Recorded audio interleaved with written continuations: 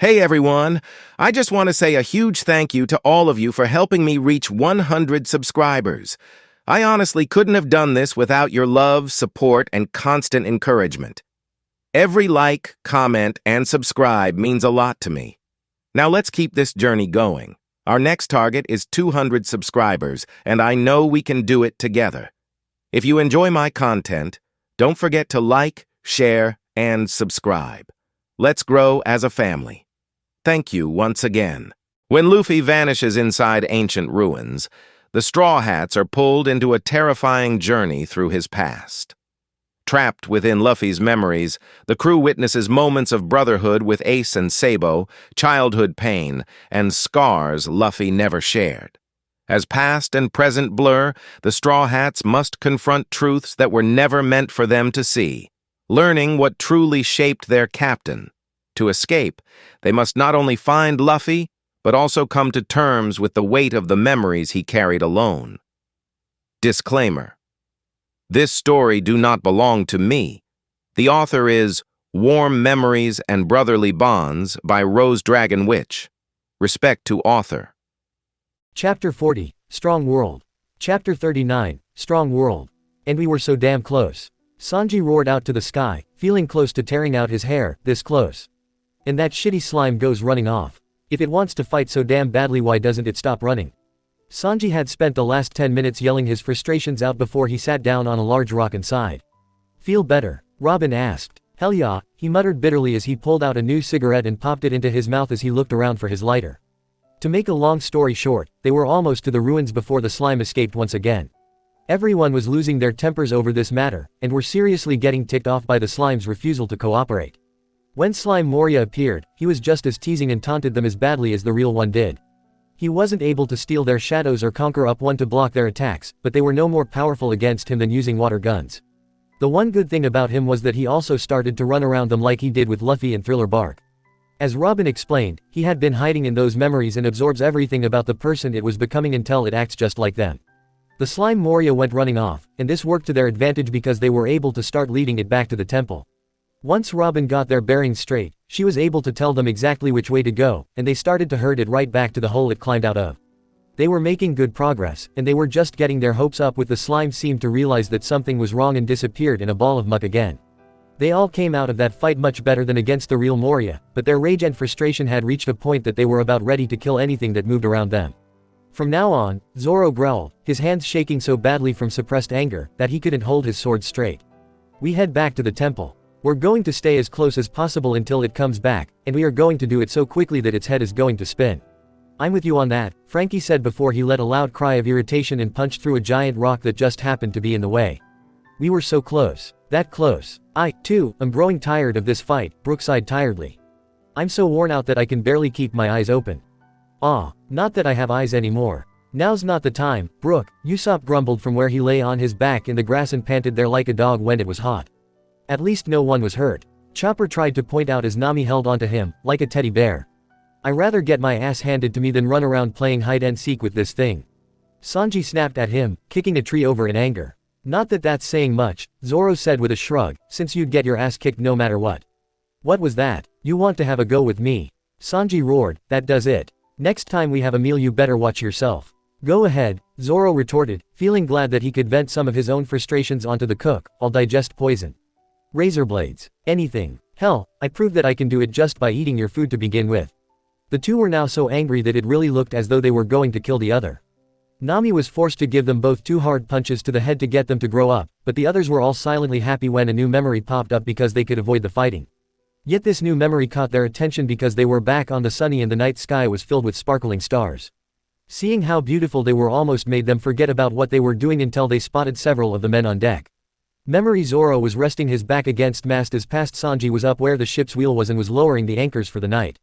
It didn't seem to be anything special until they heard a slight sigh behind them and saw Luffy there, his back to them all as he leaned against the railing and seemed to be looking out at the sea. But when some of them drew closer they saw that he actually had Ace's Vivre card in his hands and was looking at it worriedly, and when they glanced at it, they could see why. The card was still burning slightly and was now even smaller. Ace, Luffy whispered, looking at it as if hoping his brother could somehow answer him. What's wrong with you? I thought he said he wasn't worried. Chopper asked timidly. Oh, I'm sure that he is, Robin said grimly, but the mere thought that there could be something seriously wrong with his brother is troubling him. Poor guy, Nami said sadly as Luffy continued to stare at the card. It's not that I don't trust you, Luffy whispered to the card again, but you're taking your time and getting better. He frowned at the card before he tucked it safely back into his hat. Talking to yourself again, Memory, Zoro said, glancing over at him. I thought you said that there wasn't anything to worry about. There isn't, Luffy said firmly, Ace can take care of himself. So why do you seem all tense? Zoro asked him as his current self raised his head from the ground again, suddenly recognizing this moment in time. This was about a week after we left Thriller Bark, the present Zoro told them all and they all seemed surprised by that. Yeah, I remember this talk too, Sanji nodded as his past self finished lowering the lion paw anchors and came down the stairs, to see what they were all talking about.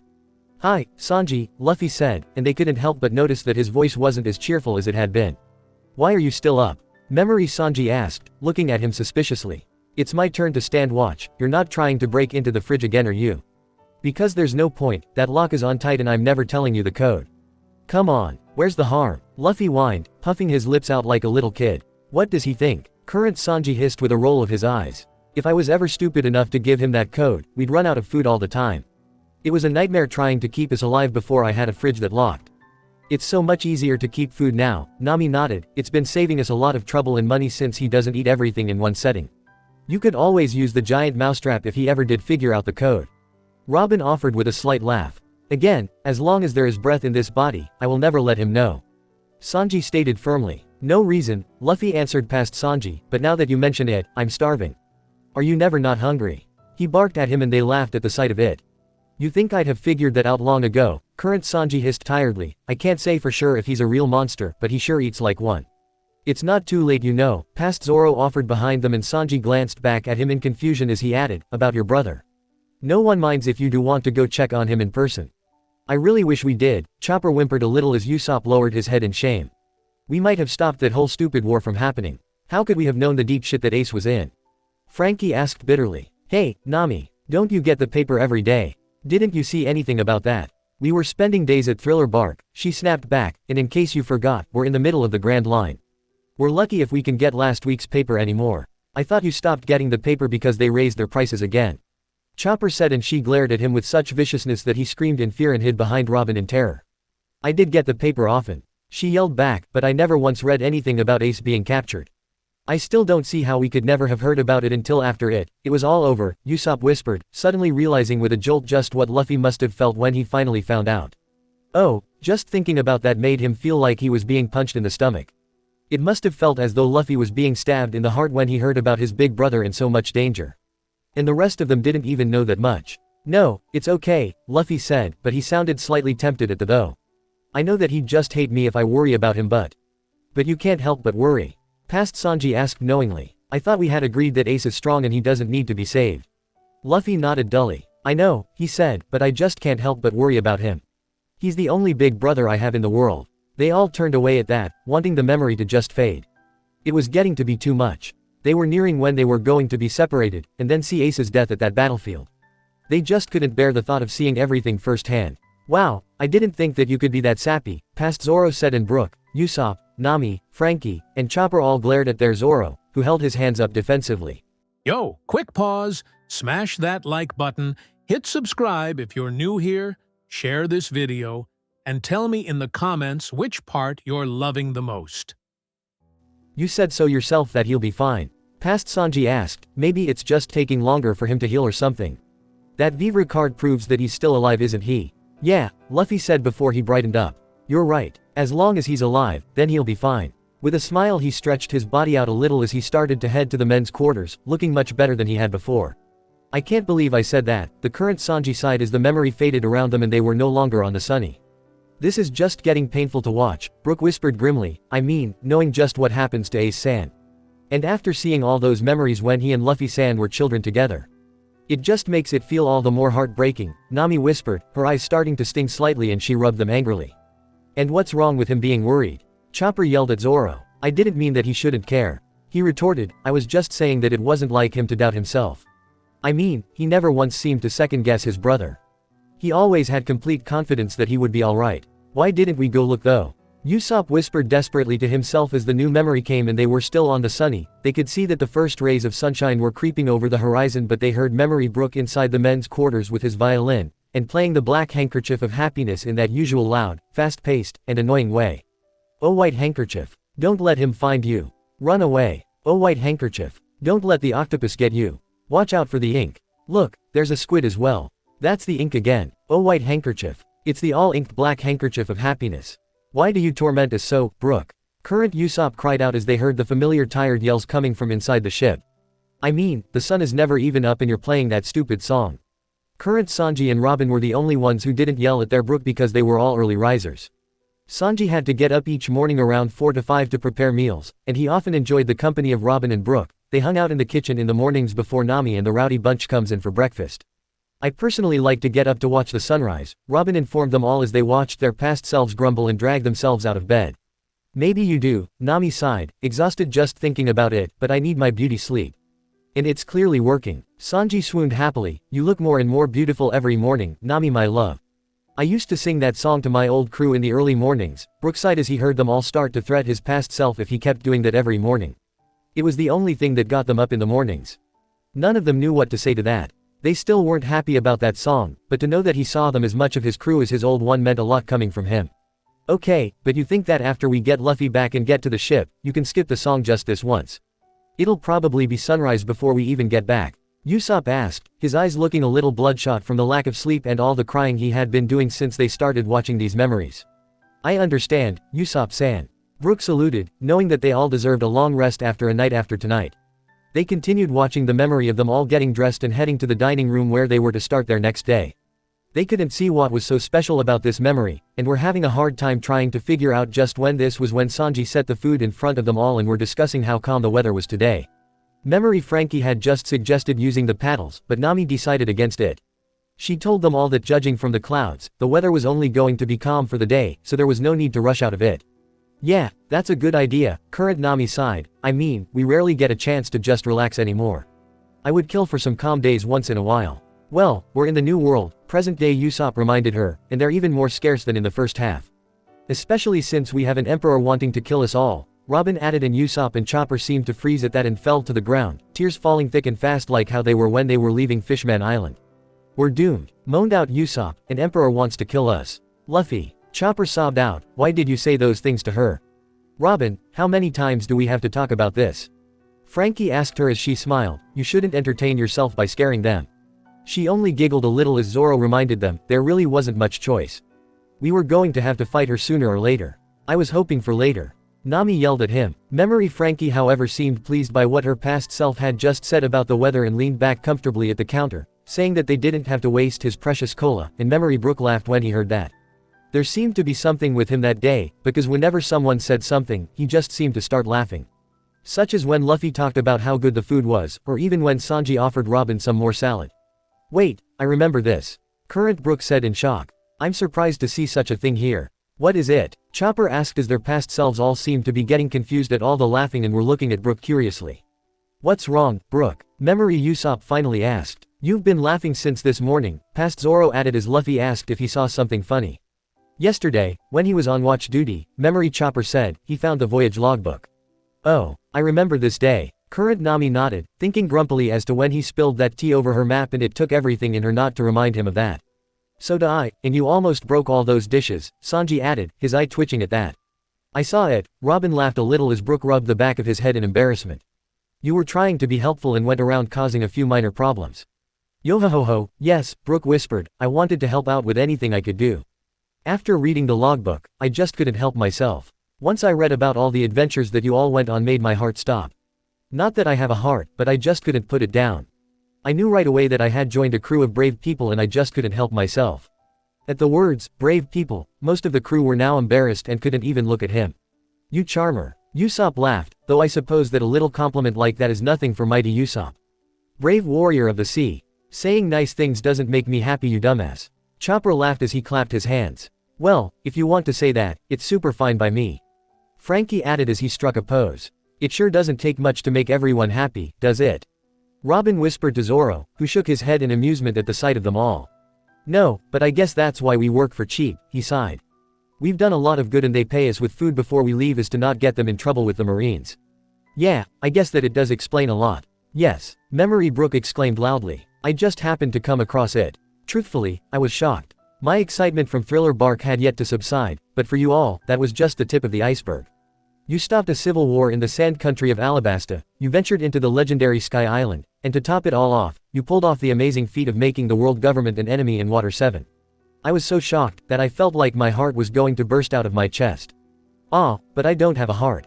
Yo ho ho ho ho. You make it sound like we did that easily, current Nami sighed.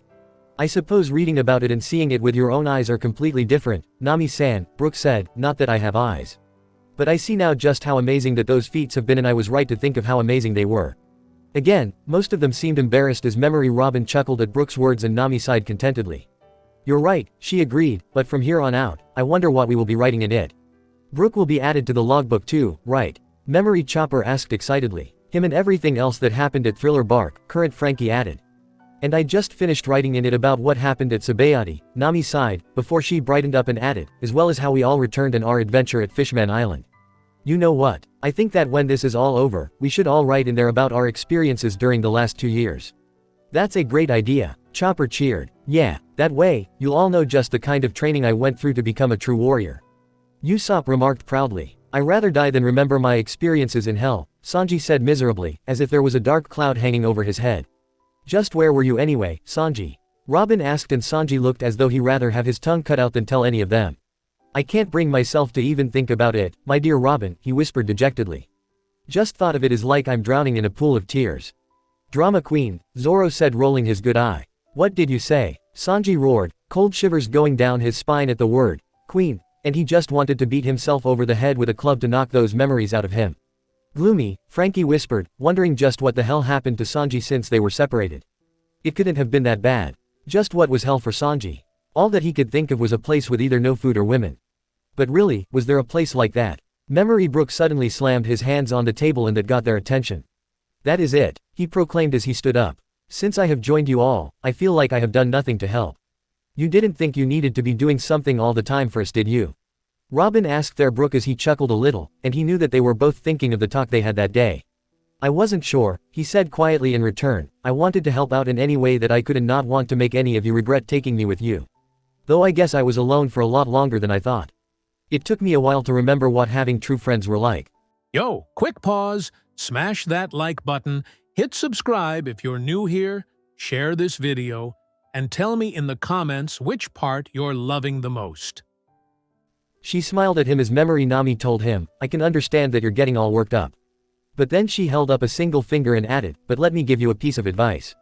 I shall listen carefully, Nami-san, past Brook said, hanging on her every word. And her advice was simple, but something that they all needed to know, that in their crew, you couldn't ever let your guard down during a meal, not even for a second. Otherwise, you'll starve, the current Nami nodded. They had each grown to be experts in keeping Luffy away from their plates. All they had to do was stab his hands with their forks to get him to back off, but still, this did help to keep them on their toes, and ready whenever he tried to come up with any creative ways to steal food. You know, I think that he could turn out to be a better thief than you, Nami, Chopper piped up. Yeah, if he wanted to, Usopp laughed. All the uses I could put that stretching ability to if I could get him to steal for me, Nami sighed dramatically, but my own skills are just so good that they don't need any help. I'm the only master thief on board this crew. That's not exactly something to be proud of, Zoro told her darkly.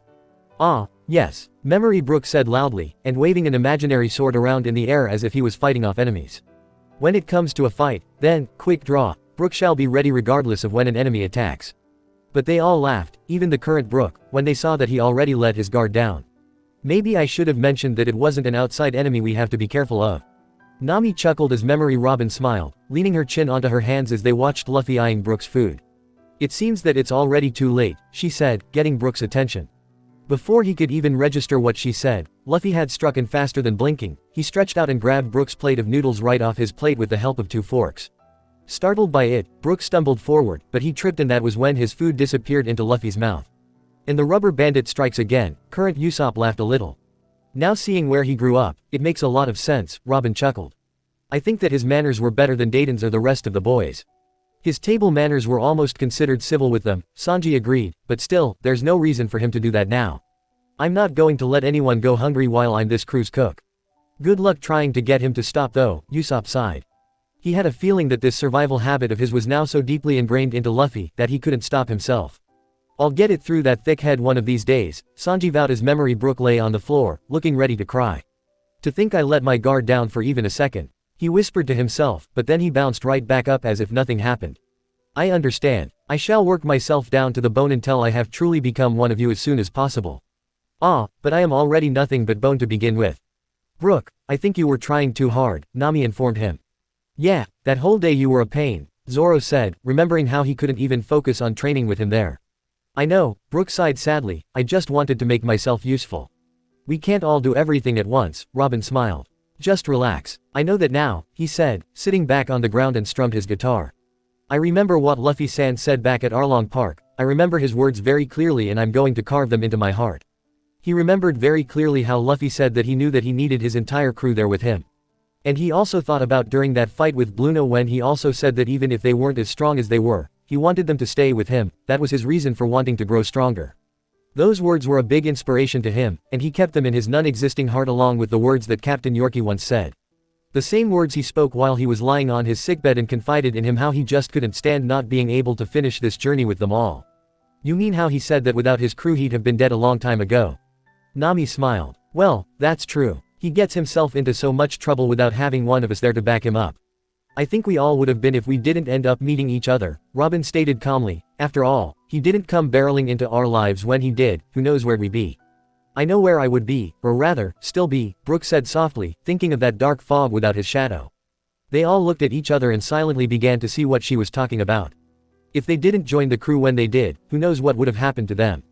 Some of them, like Zoro, Robin, Usopp, and Frankie probably all would have been dead, while Nami, Chopper, Sanji, and Brook would have been stuck where they were for the rest of their lives. Not only that, but they thought about Skypia, Alabasta, the members of Thriller Bark, Fishman Island, wouldn't they all have been wiped out by now if they weren't happened to have passed by when they did? It was so strange, like fate knew what it was doing from the very start and they couldn't help but wonder just what else was going to happen. It was funny to watch the next memory however. Brook was still trying to be helpful, and was forced to run from Memory Nami from the library until he stumbled onto the deck and Luffy called him over to where they were working on Frankie's newest weapon. Chopper was there as well, drying some of his plants, and Frankie and Usopp had just finished the last few touches to the Super Frankie cannon, whom he claimed to be at least times more powerful than a regular cannon. We should really get to work on building more cool stuff like that when we get back to the Sunny. Usopp decided, his eyes wide. We could have a whole bunch of cannons ready to fire off at any second. You can super count on me. Frankie yelled as he posed and the women both shook their heads, as if silently asking what they were doing here. Not to be rude, Robin commented, but the only cannon we really use is the gown cannon, we don't bother with the side cannons do we? Good thing too, Frankie said optimistically, I mean, we save a fortune in cannonballs alone.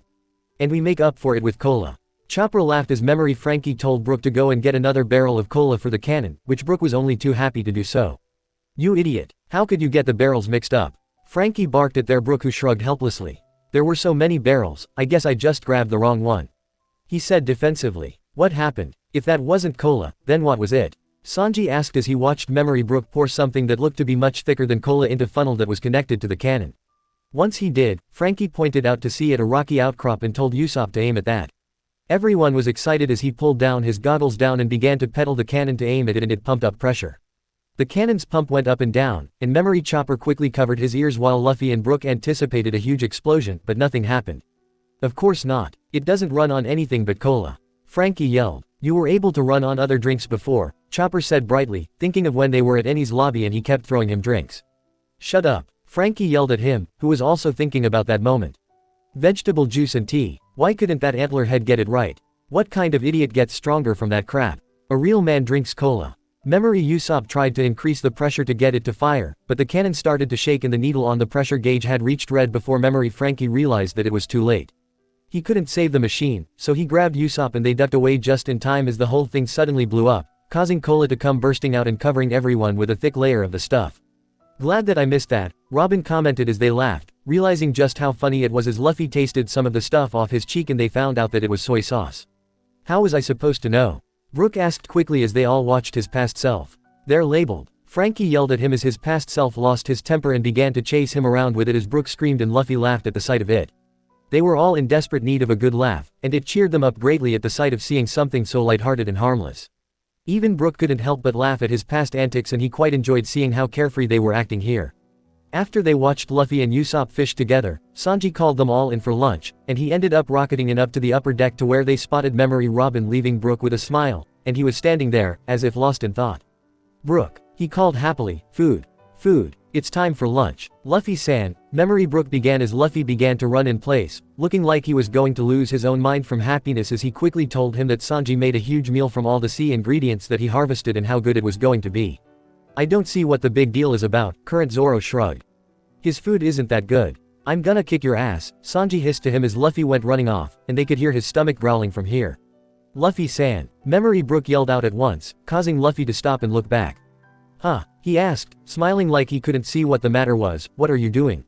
Hurry and come on." They saw Brook's hand twitch slightly, as if afraid of the answer to a question that had been bothering him for some time.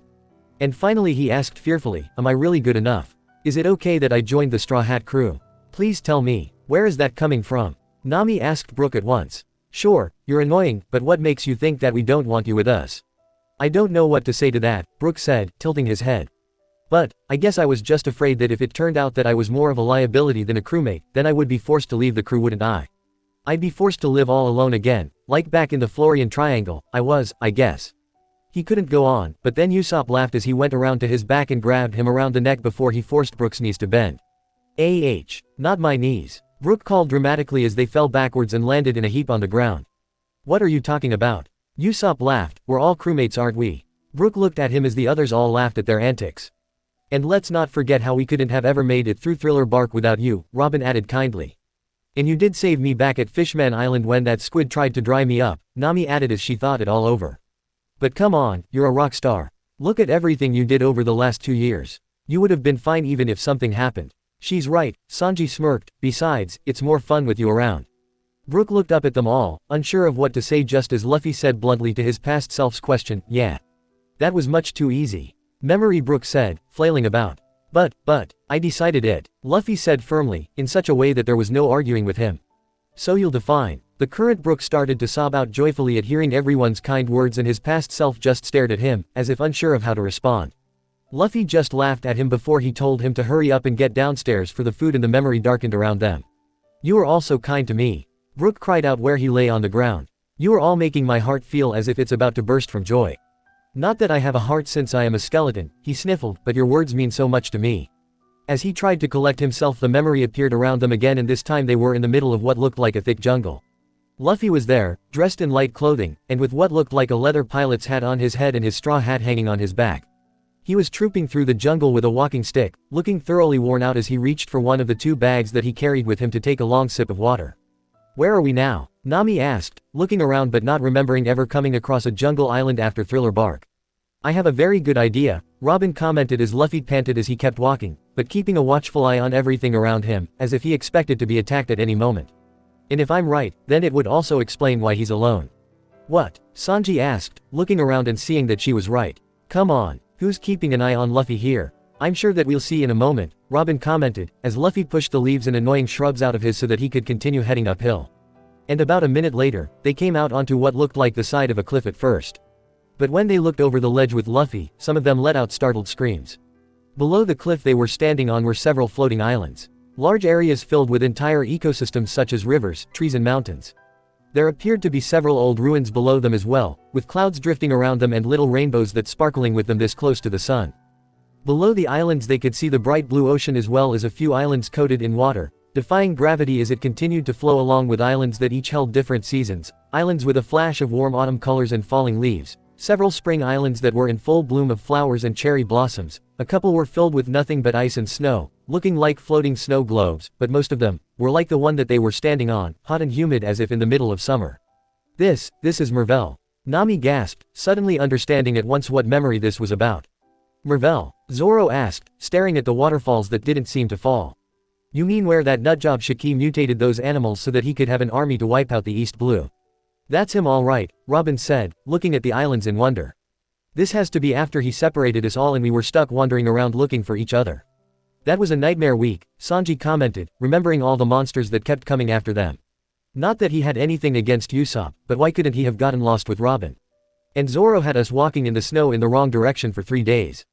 Chopper added before Zoro gave him a hard bonk on the head. I don't know why you let him lead, Nami sighed, knowing that sometimes Zoro even gets lost on the sunny once or twice.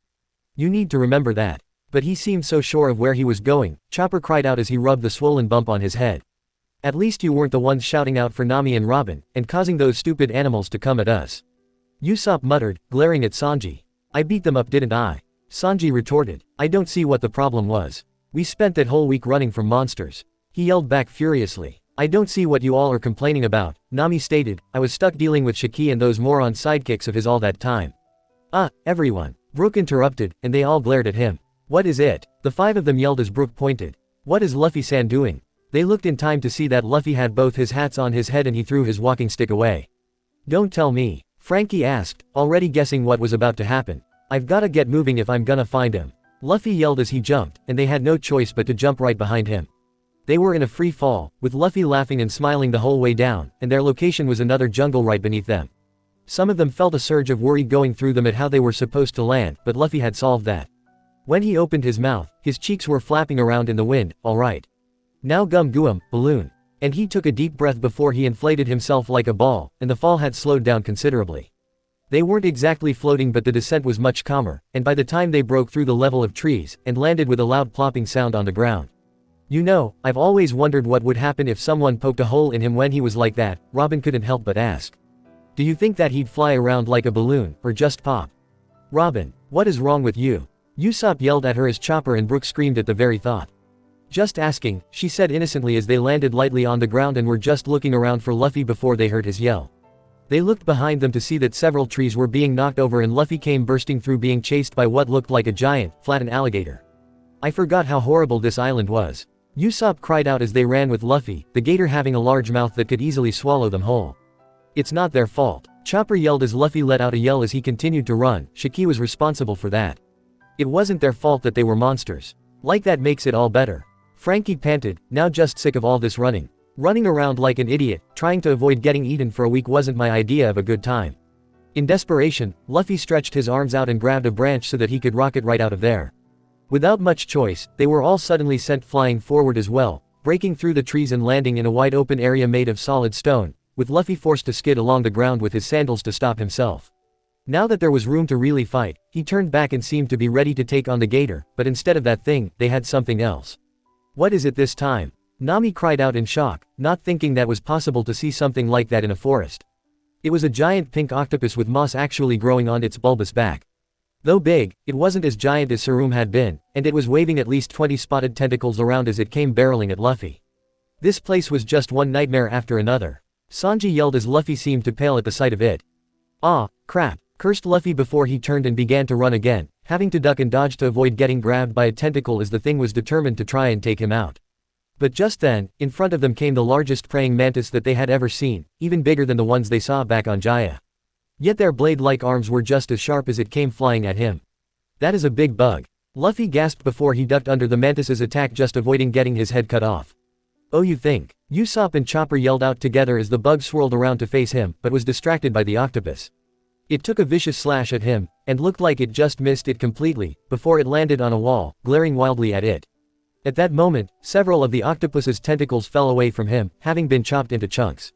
I have to say, Sanji said, watching as the octopus let out a cry that was either of rage or pain, it was hard to tell.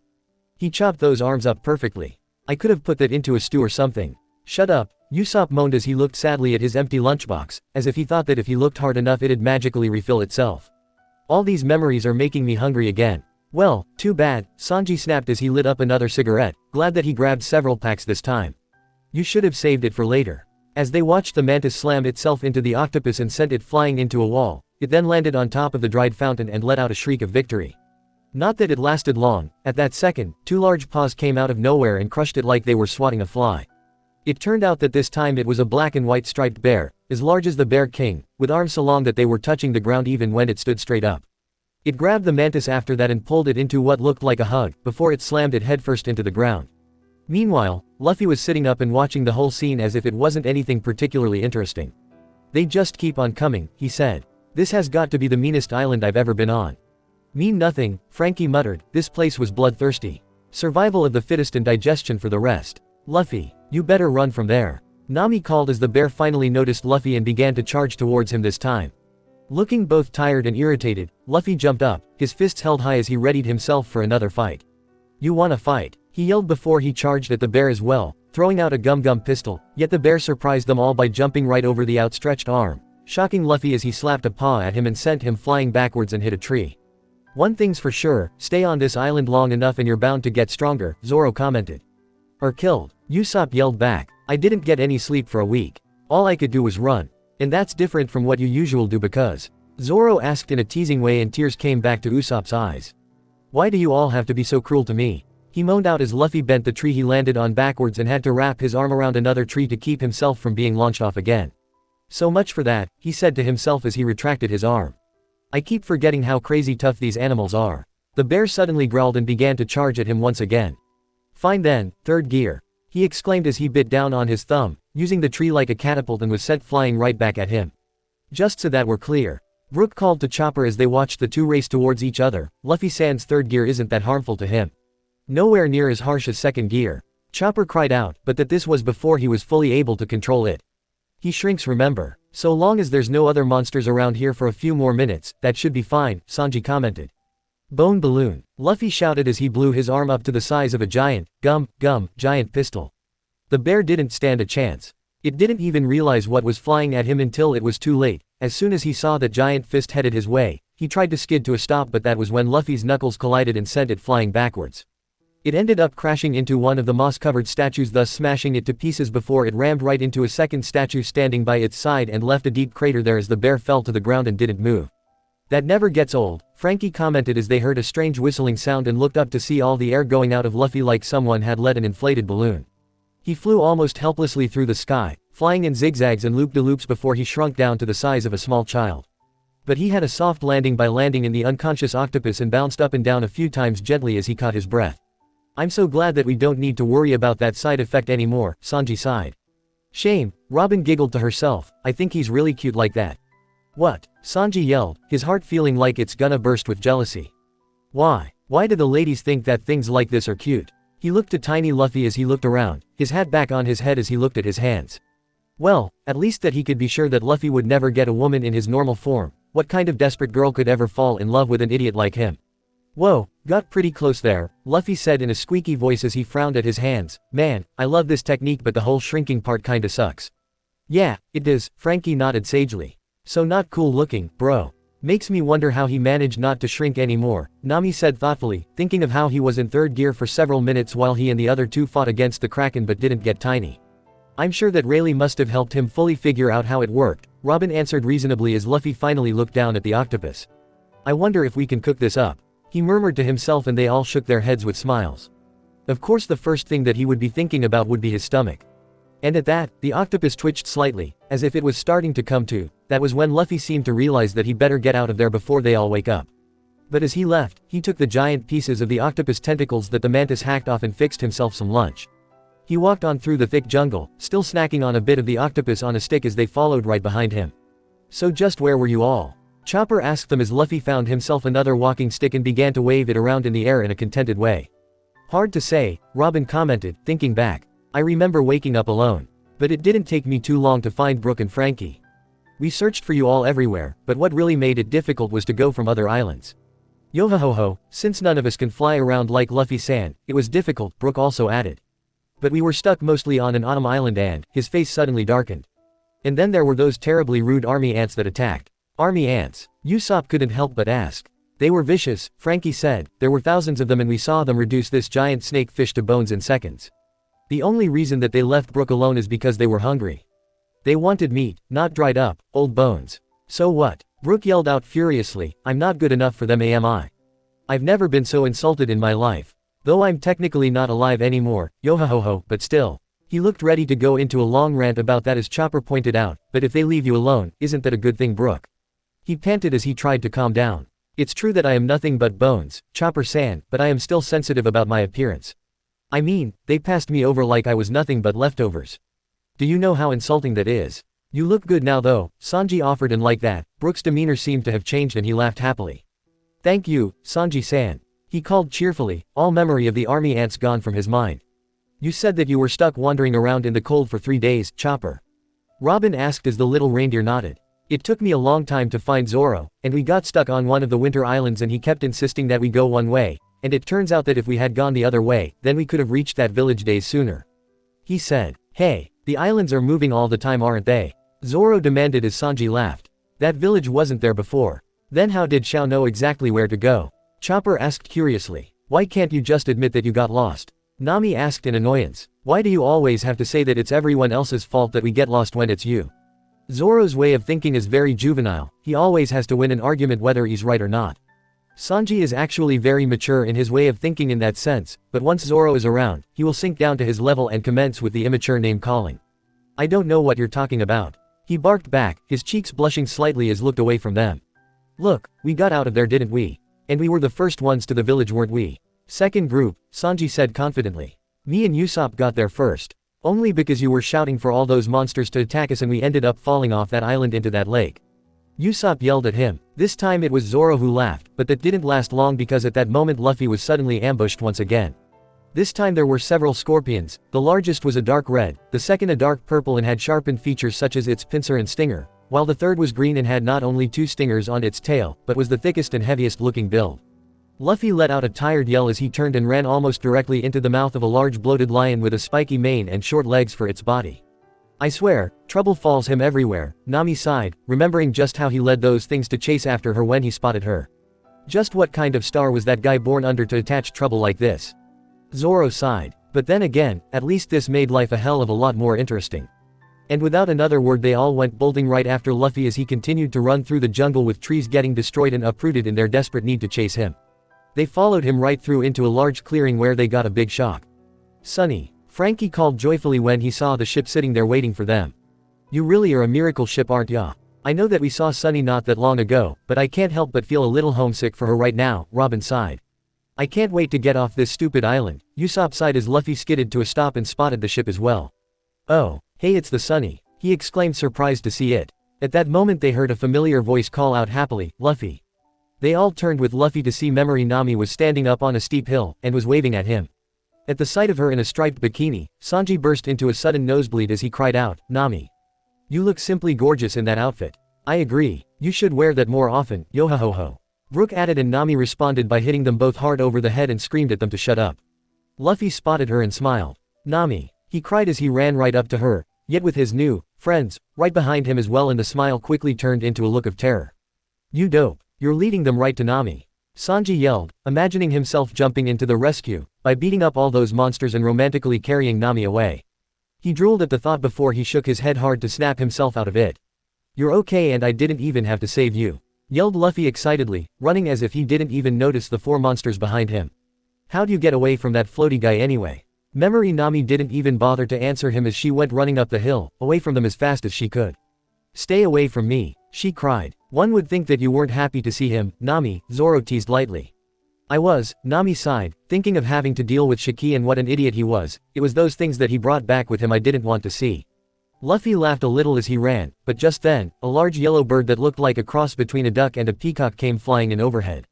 He had the large head and beak of a duck, but the rest of his body looked like a peacock with a beautiful fan-like tail right and large wings that he was able to fly with. Oh, it's Billy. Current Nami cried out in happy surprise. Right, I remember that strange bird, Frankie said, looking up as it flew over Nami and Luffy and straight at the 4 monsters. Usopp and Chopper let out cries of worry, but they needn't have bothered, for as soon as he was close enough, Billy let off a powerful electric charge that got Luffy and Nami to stop running and turn to see what was going on. All 4 of the monsters were lying on the ground, burnt and out cold, as Billy let out a squawk of pride. That's so cool, Chopper cried out, his eyes wide as he stared at Billy. I don't see why Shiki thought that he was worthless, current Nami stated as Luffy's eyes shone like stars and her past self heaved a sigh as she looked at them. You sure took your time, past Nami said as Luffy looked back at her and gave her a big smile. Sorry, he told her, but I was looking all over for you guys. She didn't say anything to him as she even chuckled to herself a little as she shook her head. The current Nami also smiled as she remembered how much she missed him and the others. It was just as bad as having to wait these 2 years to see them all again, only at least this time she didn't have to listen to Shiki, so she supposed that was an added bonus. I'll tell you more about it later, Luffy said as he ran up to one of the scorpions and called out, I'm starving. Didn't you scarf down part of an octopus earlier? Current Sanji asked as Luffy dragged the scorpion back down the hill and started up a fire to roast it with Billy next to him. Memory Nami went to get some new clothes and let the boys enjoy their food. What did you mean by when Shiki thought he was worthless? Chopper couldn't help but ask as Memory Nami came back about 15 minutes later, dressed in some tight clothes and her hair done up in pigtails, causing Sanji to nosebleed once again. Well, that freaky scientist of Shiki's, the guy whose shoes made a farting sound wherever he walked. She asked and Zoro groaned at the thought of that guy. He brought him in to show Shiki, but after he shocked him, he didn't want anything to do with him. I wouldn't let them hurt him, and he ended up helping me to escape his palace. I see what you mean, that's good, Brook said as Memory Nami asked Luffy where the others were. I dunno, Luffy answered as he peeled back the shell like a lobster into the tasty meat inside. I haven't seen anyone since you've got taken away. I never thought you'd be the first on I'd run into though. He smiled back and told her, just relax for now. Eat up. This scorpion's great. Right, Billy. And when Billy let out a squawk of agreement, Chopper translated, he said that he never had scorpion before but he really likes it and wants to have more of it more often. Well, that giant scorpion that we ate back at Alabasta was pretty good, Usopp said, patting his belly at the thought. Too bad we don't have more giant appetizers like that, Sanji said, shaking his head. Luffy was just eating it plain like that.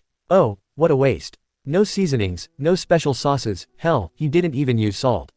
That moron really can't cook right, can he? No thanks, Memory Nami said as she hung her wet clothes up on a clothesline before she noticed what he said and asked, who is Billy? This guy, answered Luffy, pointing to the bird next to him. 'Cause his bill's electric. And he then pulled on Billy's cheek, with Billy giving him a mild look of annoyance before he gave him a shock of electricity, but Luffy didn't even bat an eye. See? He asked as he patted Billy's face so that the bird let out a playful squawk, as if he liked that. I keep forgetting that rubber doesn't conduct electricity, Usopp said enviously as he thought about those times he was struck from Eneru's attacks. You're not the only one, Current Nami said as her past self muttered, oh, yeah. Guess electricity doesn't affect a guy made out of rubber. She finished hanging her clothes and took a couple steps closer and asked him if they should stay put now that they found Sunny, and that it might be easier to wait for everyone else. That would have taken several more weeks, Frankie sighed at the thought. Besides, if you did find the rest of us, you could have told us right away, Robin pointed out politely, which is how it happened.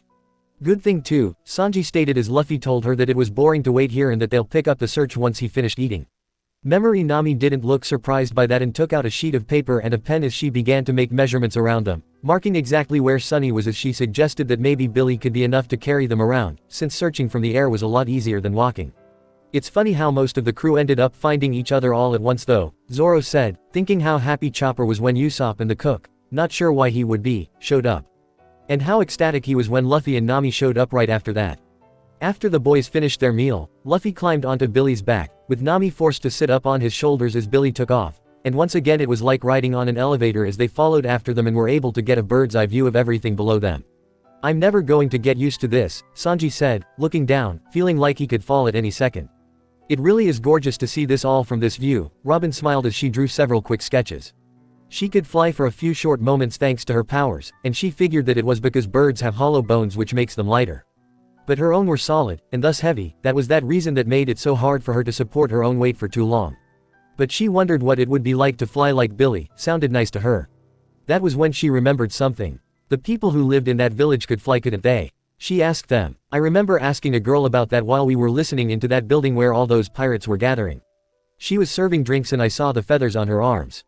Yeah, I remember that, Frankie nodded as Brook sighed at the beating he took from that beautiful woman. She said that she didn't know where they came from, but she had the feeling that she and the rest of her people wanted to be birds, or something like that. I think it had something to do with SIQ, Chopper said as he thought it over. SIQ? Brook asked in confusion as Chopper sighed sadly at the thought. It's a drug that was created from Shiki's scientist, he answered. It was originally from another plant called IQ. Apparently it made the animals evolve and they kept injected this substance into animals to make them monsters. And then in the end, he'll take over the world with his mutated animals, Zoro sighed. And to think that freak tried to unleash those monsters on our hometowns. Good thing we stopped them, Usopp said, but what does this have to do with those people have wings? Because I think that they were all mutated also, but to a small degree, Chopper answered with a shrug. I can't know for sure, but I think that maybe they were exposed to SIQ at some point, or maybe even continuously for a long time and that's what caused them to grow those feathers. Good thing too, Nami sighed in relief. That's what saved them when the islands fell. I wonder how they're doing now. I'm sure that they're just fine, now that Shiki's gone, Robin answered as they full enjoyed the entire view of Mervell. The two on Billy passed the time with Memory Nami telling Luffy all about the palace and how she and Billy escaped from that place, and he told her about all the kinds of monsters that he had been fighting for the last week. I see, Memory Nami said as she looked around below them where they could see several more giant monsters fighting with each other. And if these islands are full of those monsters, I can see why you guys hadn't been able to find each other or make it to the palace yet. Yeah, sorry about that, Luffy laughed awkwardly. It was tough. I don't blame you guys, Current Nami stated, it just took so long, let's just find the others and head back to the Sunny. This place is driving me crazy. Driving you crazy? Usopp muttered to himself. You weren't the one forced to fight all those monsters, you know. No, she agreed, but I had to listen to Shiki, and let me tell you that they were far from fun. Yeah, I'll take fighting bloodthirsty monsters anyway of the week over Shiki and his morons. Zoro yawned before he noticed something that looked like pollen flying around them. It was an eerie greenish color and it drifted along the wind almost like a slight fog as Chopper's eyes widened. Those are the toxic spores from the daft green plants, he said, looking below him and could see the trees surrounding the village. Oh, he remembered how horrible that smell was, it was as if his nose was going to shrivel up and start bleeding. He wasn't the only one. Once Billy got a good whiff of it all, his face twisted up in revolution and stopped dead in midair, almost unseating Luffy and Nami. Whoa, what's wrong? Luffy called as Billy thrashed around wildly and Nami let out several cries of shock before Bill turned and flew straight up to a tiny floating island, just big enough to hold all three of them, and he didn't slow down for anything even as Nami screamed in fright. I'm guessing that there's something wrong here, Brook asked, startled at how freaked out Billy was. The smell from the daft green, Chopper sighed as they watched the three land on the little island, with Billy gasping for air and Luffy taking a sip of water as Nami tried to figure out what happened. Just be happy that you guys couldn't smell how bad it really was, he turned a little green at the memory of that. I don't blame Billy one bit for that. They looked up to see Memory Nami cautiously looking over the ledge to see the large lake in the village down there. There's a village down there, she said to Luffy, while she was still trying to understand what made Billy turn tail like that. After several more minutes she started to pay close attention to the trees and the spores that it was given off before she said, those are the same kind of trees Shiki has surrounding his palace.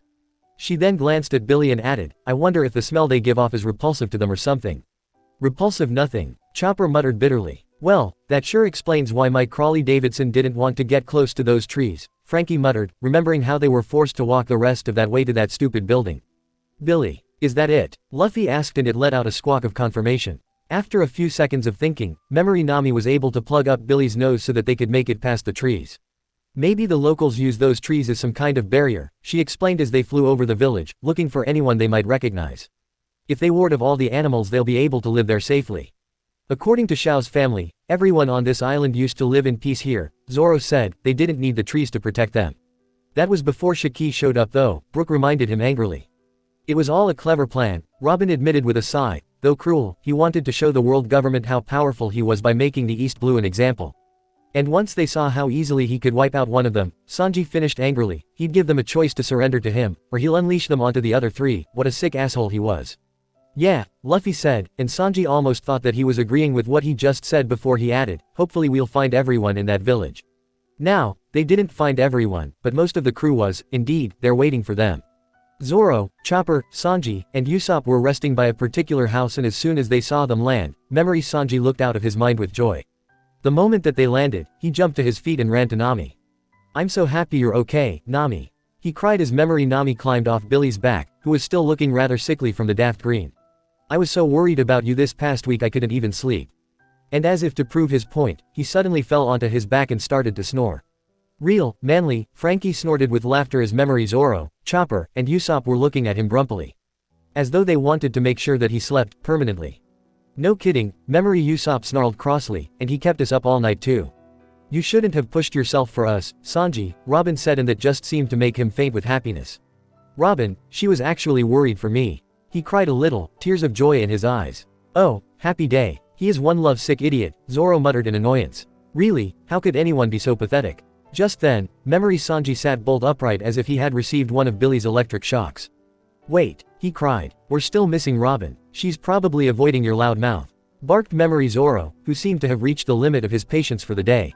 And just at those words, both past and present dumbasses began to fight almost identically. At least until Nami finally had enough and pulled out her weapon to give them both an electric shock. Now can it the both of you? She screamed at them as they both lay crispy and smoking on the ground as the little cloud she conquered up faded away.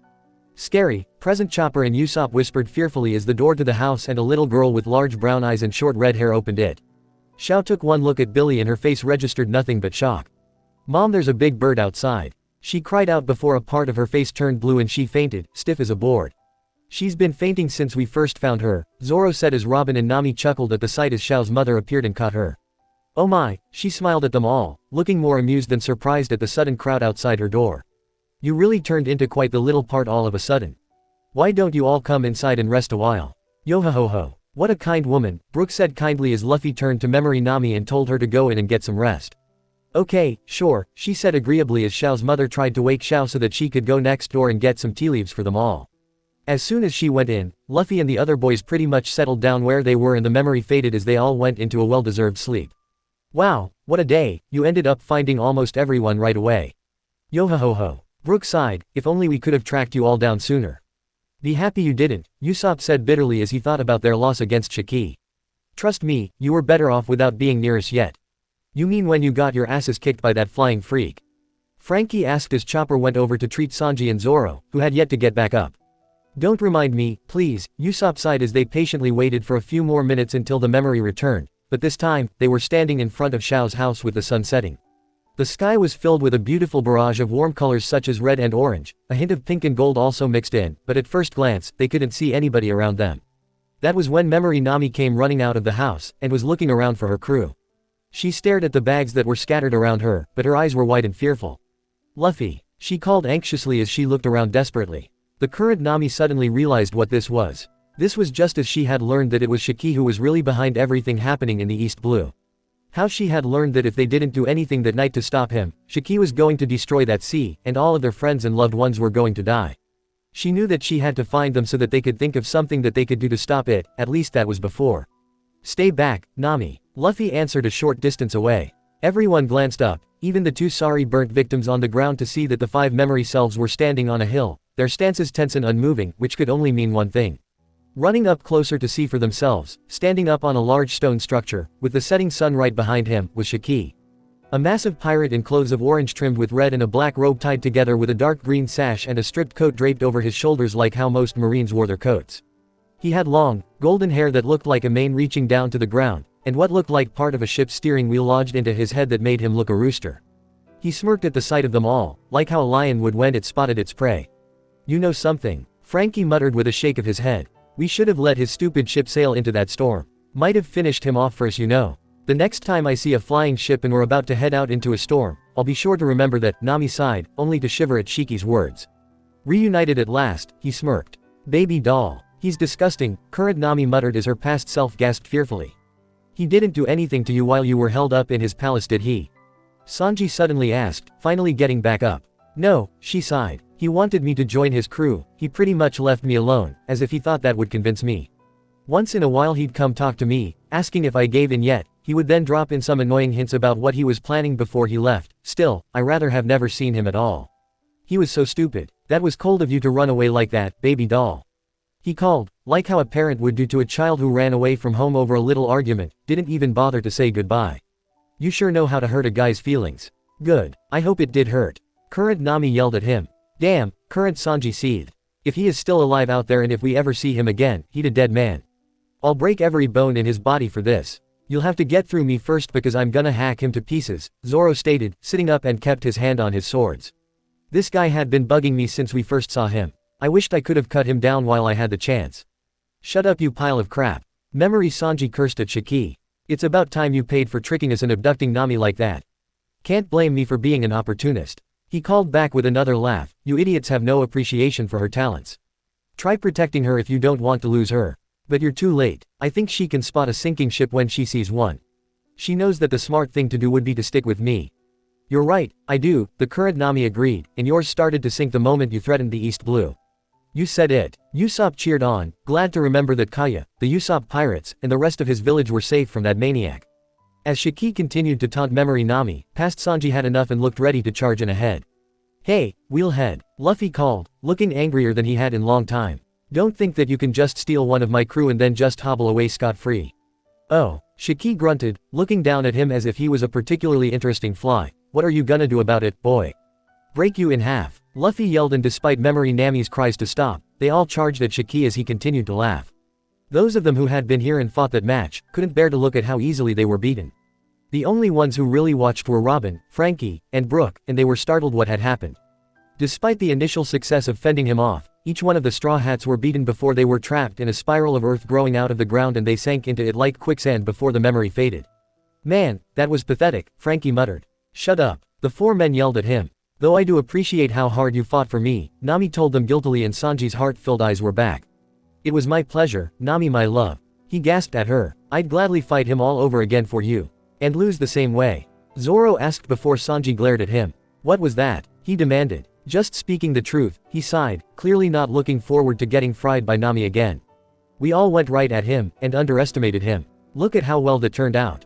"Maybe," Robin stated, "but it's because of that victory that Shiki got confident and gave us the upper edge when we went to confront him." "I suppose so," Zoro sighed, "but still, that was embarrassing." The memory returned then, and here it was the dead of night. They were at the foot of the twisted-up pillar of dirt, still in the village, but this time they could see that while they were out, the entire place had been burnt to the ground. This was where Shiki's men tore up the daft green trees and let his mad animals loose. There wasn't anything left standing, the ground had been torn up by the footprints of all those animals, and there was thick smoke up in the air, showing that there had been an intense fire that burned anything that the animals couldn't destroy. "This is downright horrific," Nami whispered, remembering how sick she felt when she saw the village being destroyed while she was up at the palace. "Good thing that we made that bastard pay for this," Frankie said firmly. Their past selves were covered in dirt and looked a little woebegone where they sat. But they weren't alone. Robin, Frankie and Brooke had finally shown up and seemed to be telling them everything that had been happening.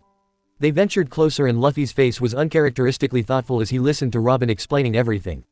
And they knew just what he was thinking of, his home island, with Makino, the mayor, Dayton and the boys. It was written all over his face before he looked up and asked, as if making sure that he heard everything right, "You're telling me that Shiki's the one behind that stuff happening in the East Blue?" "Yes," memory Robin confirmed grimly, remorse mixed in with the seriousness in her voice, showing just how much sadness she was feeling for them all. The other 4 members of the group from the East Blue didn't say anything as they let them all talk. But they all had exact same expressions on their faces as well, and they knew that they were thinking of their own homes, and their friends and family, knowing that they were all in terrible danger and not able to even warn them somehow. Memory Sanji just took a look, puff on his cigarette and watched the smoke drift up into the sky before he asked, "So, he's gonna let those monsters loose on our hometowns just like this village, huh?" He didn't need the answer. He knew already that it was all true, the destroyed village was all the proof he needed and he was merely making a statement. He then added to himself bitterly, "Evil bastard making us look like a bunch of fools." "Fools nothing," current Zoro muttered as his past self sat there with his swords at his side.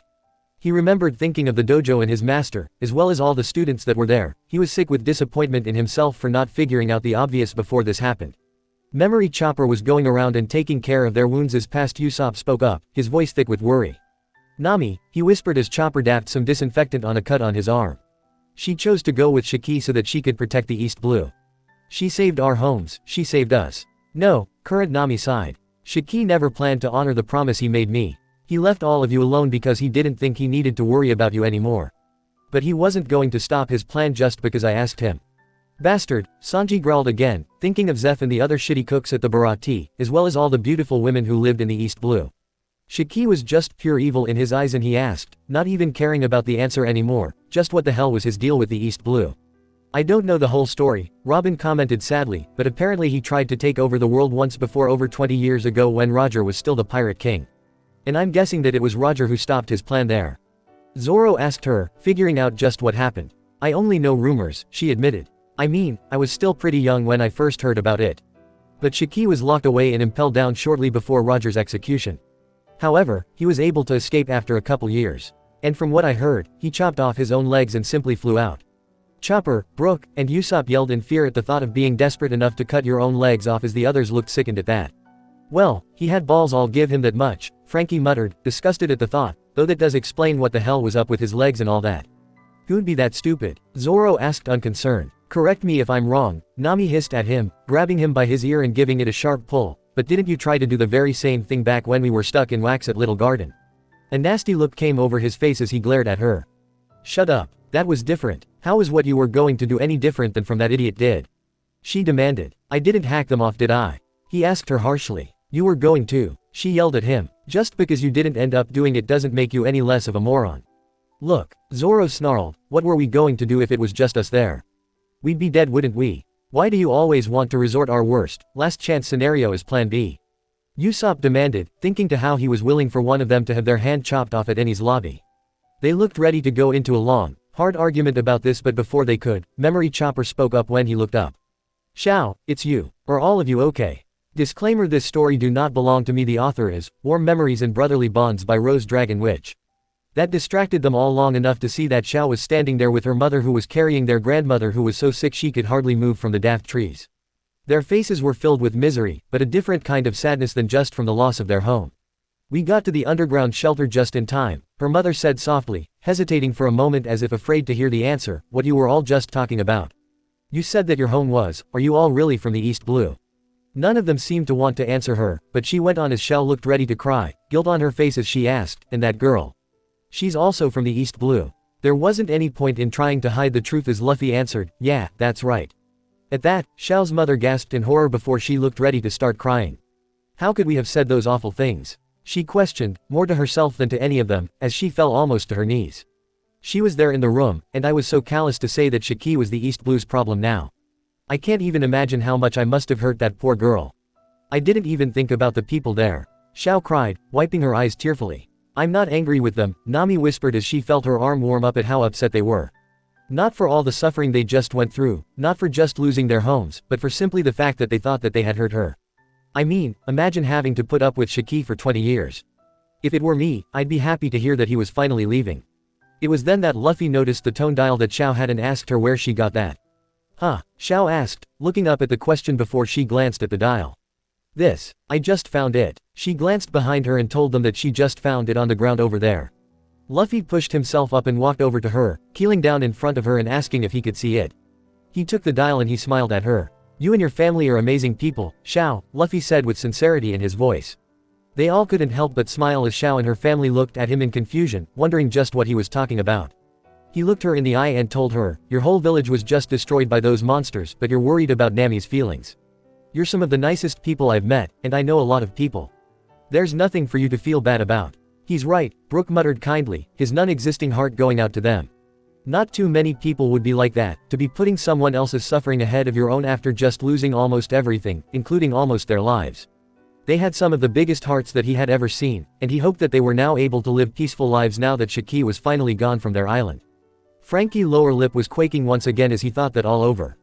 He just wanted to jump back here and help them rebuild their whole village. After everything that he learned from staying in Vegapunk's old lab, he was sure that it would have taken him no time at all in rebuilding the village even better than it had been. He was struggling against more tears as Luffy's smile faded to a frown and said seriously, Shiki's the only bad guy here. And I'm gonna make him pay for what he's done. So cheer up, okay? He's right, current Usopp said as Shao nodded in understanding. After hearing all that and seeing what that bastard did to this place, I couldn't be angry with them if I wanted to. I hope Luffy gave that lion asshole a few extra punches for them, Frankie said, ramming his fists together so that they made a loud clucking noise. Luffy gave them all one last smile before he turned to the rest of the crew and they gathered around as they listened into Nami's apparent farewell message. The current Nami blushed as they heard the first part, how she was telling them that if they went after her they'd all be killed. Luffy was so angry at hearing just that part he didn't even listen to the rest of the message. It sounded like a love letter to me, Sanji sighed as he looked to their Nami with love-filled eyes. And I know that it was for me that you were talking to the most, right? I had to make it sound convincing to Shiki, she told them. I knew that even if I told you guys not to come after me, you'd do it anyway, I just didn't know what else to say. You don't need to, Chopper told her. We heard your message. Well, most of us, Zoro stated as Luffy angrily destroyed a giant rock to vent his feelings and proclaimed that they were going to kick Shiki's ass tonight. Great, Memory Frankie stated darkly. How do we do that? If we had the Sunny, then maybe. But, I know where it is, Luffy told them, me and Nami found it. At the confirmation that his masterpiece was alive and well, Memory Frankie was suddenly on board and declared, alright. Just leave it to me, brother. I'll make sure that we get there. You all aren't really planning on fighting Shiki, are you? Shao's mother asked anxiously, coming towards them. You don't know how powerful he really is, Shao's grandmother whispered weakly. He could kill you all so easily. Not to mention all those monsters and the pirates that are sure to be gathering at the palace right about now. We appreciate your concern, Memory Zoro told them as well. But, this is something that we need to do. Like we're gonna let those bastards walk in and threaten our homes, past Sanji added firmly. Don't worry though, when we're done with them all, they won't be able to hurt anyone ever again. We gotta get our crewmate back as well, Robin added as she turned to the others and told them, just so that you all know, it's black tie. A dress code. Do we really need to worry about that now? Past Usopp asked them. It'll leave more of an impression, don't you think? Memory Sanji asked with a smirk. You up for it, Captain? Still fuming, Luffy turned to face them all and added, hell yeah, we're gonna make those bastards pay for everything.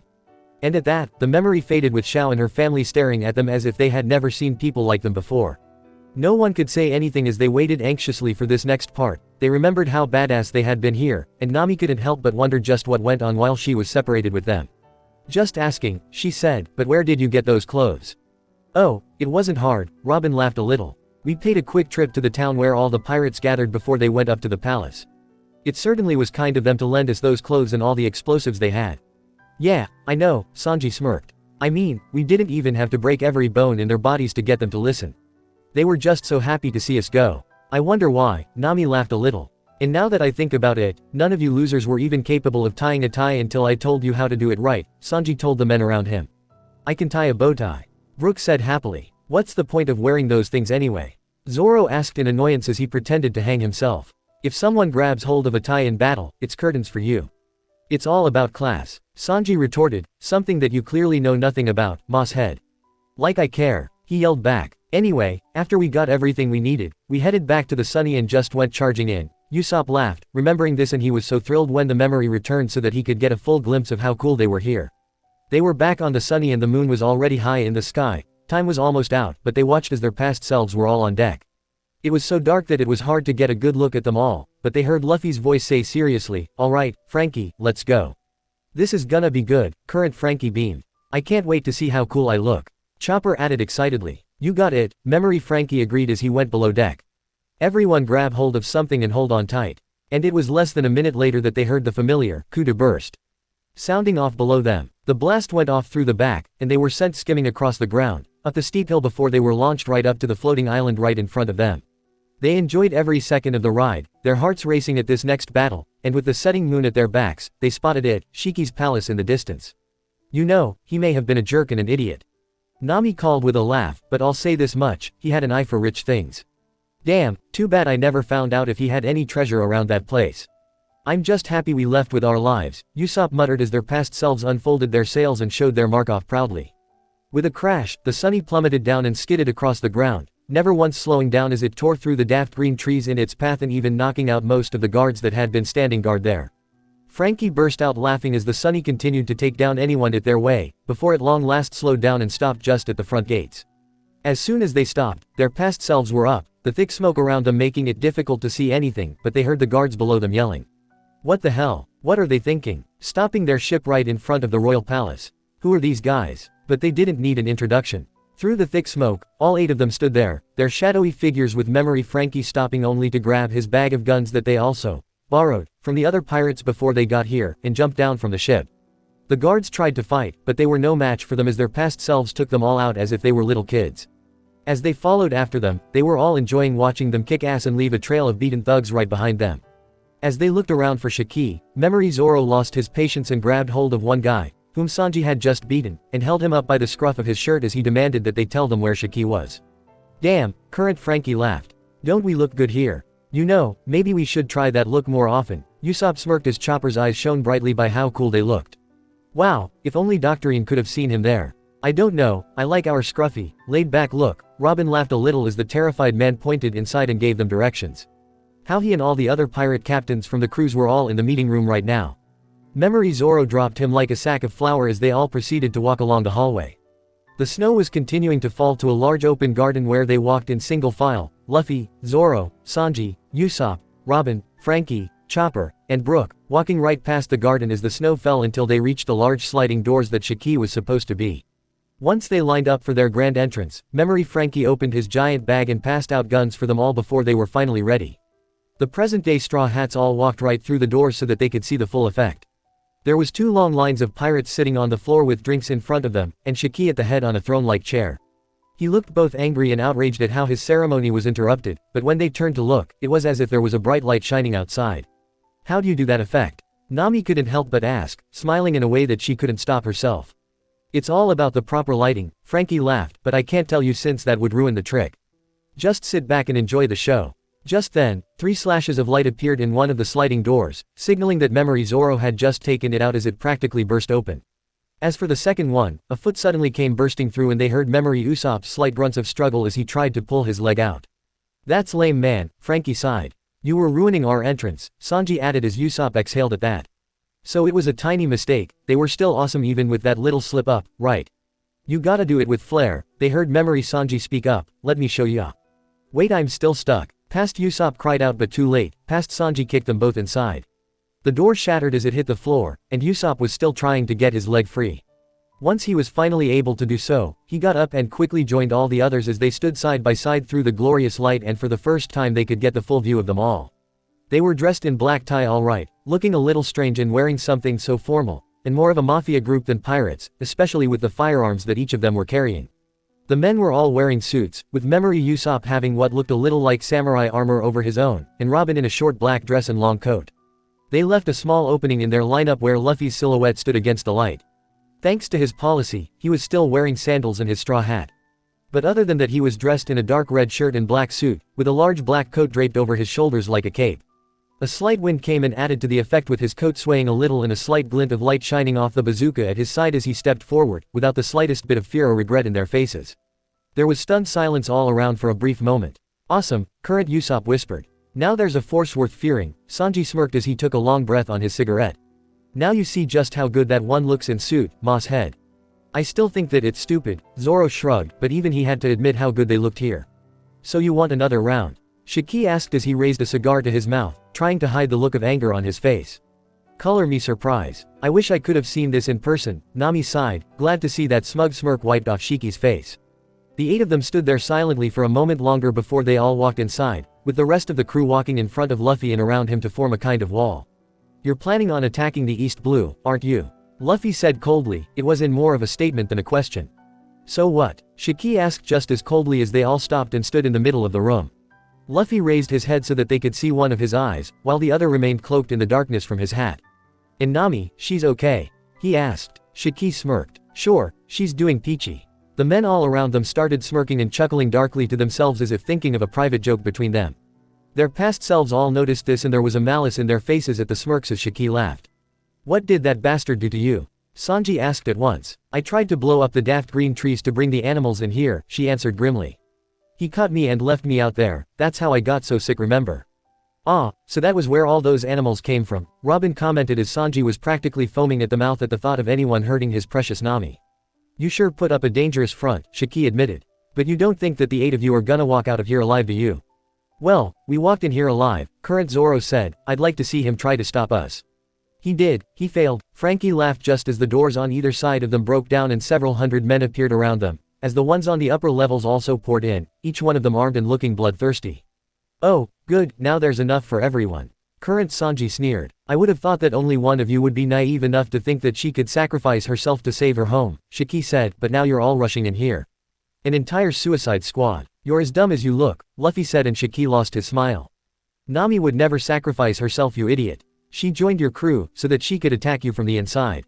At those words, everyone flicked out their guns, cannons, and bazookas, preparing to fire at Luffy's command. "Now prepare yourself, Shiki the Golden Lion." Shiki blinked as Luffy roared out, "We won't lose the same fight twice." And they fired. The noise was so loud that it made their ears ache. But they watched with satisfaction how they hit all the people around them. The room was filled with smoke, but they could see them all. Zoro had a large cannon with 3 barrels and fired as he held his white blade in his other hand, while Sanji had bazooka in one hand and a pistol in the other as he fired randomly. Frankie was taking most of them out with 2 cannons large enough to have to be supported by his shoulders. Robin didn't look the least bit fazed as she held her own rifle up and was firing as if she did this all on a daily basis. Meanwhile, Usopp had got down on one knee so that he could see under the smoke, and he never once missed his target, which left Brook laughing a little wildly, as if he had never fired a gun in his life, and Chopper blew the ones that everyone else seemed to be missing with the last cannon. Finally, not wanting to be left out of the action, Luffy held his own bazooka up and rushed to the front to take out the guys directly in front of Shiki so that he could clear the way straight to him. "Yeah, not so high and mighty now, are you?" Current Usopp yelled as, for the first time, Shiki looked unnerved. When the smoke cleared out, they could see the full damage, and they guessed that they took out at least half of the room with that onslaught. "Too bad, his 20-year plan went up in flames just like that," Nami said, though there was an evil grin on her face that was usually reserved when there was treasure around. You think that a legendary pirate would have had tougher boys backing him up? Zoro shrugged in a bored way as Memory Frankie growled in annoyance. I'm out of ammo, he complained, dropping his cannons. Never seems to be enough bullets to take him all down, Memory Sanji said, dropping his firearms as well. Where's the fun in letting a gun do all the work for you? Current Zoo asked as his past self threw his own gun over his head as he said, well, that would be too easy. Now let's get serious. Hey, Usopp, Chopper, Luffy called as he let his coat fall to the floor. Go look for Nami. Right, they said together and went running off, we're on it. And the current Nami couldn't help but fell a faint blush to her cheeks. To think that they stormed this place just for her. She suddenly had a good idea to how Robin must have felt when she heard that they came charging into Annie's lobby to rescue her. It's nice to have people care that much about you, isn't it? She smiled brightly as she watched the remaining pirates in the room recover from the sudden attack and charged at their past selves. Though the noise and the yelling, they were able to pick up one of the men yell at Shiki to head to the back room. Coward, Zoro said, rolling his eye in disgust. You think that he would at least have the guts to fight instead of hiding behind his own men like that? Luffy must have heard that as well, for he took off his jacket and threw it aside before he calmly began to walk forward to where Shiki was starting to leave. As the pirates swarmed at him, Memory Robin took out the first wave, the ones who had guns, and grew arms so that she could cover their eyes with her hands and they panicked, shooting randomly. A fishman was also there and gave the order to charge at Luffy with swords this time, but Memory Brook was the one who put a stop to it by stepping in front of Luffy and put them all to sleep with his lullaby parry. Luffy just kept on walking forward as if nothing was going on around him, and through the smoke, they spotted Shiki heading to the back door. Take him out, Luffy. Current Usopp yelled as Chopper let out a cheer as Luffy's eyes narrowed in anger. Give me back my friend. He yelled before his walk became a run, and then he jumped through the fog, taking Shiki by surprise. What did you do to Naammmmmmi? He screamed out furiously and then he slugged him right in the face and sent him flying. Though Shiki never fell, instead he gave him a look of deep hatred before he turned and began to fly right down the long hallway.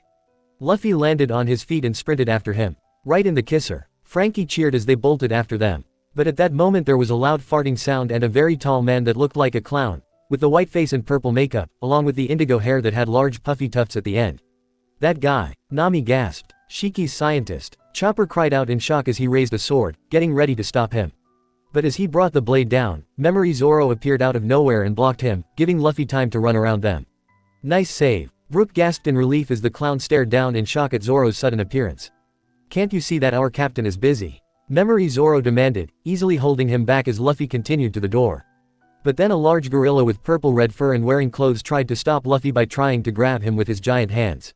But this was taken care of by Memory Sanji charging in and kicking him so hard that he was knocked out of the way. Stay out of the way, ape.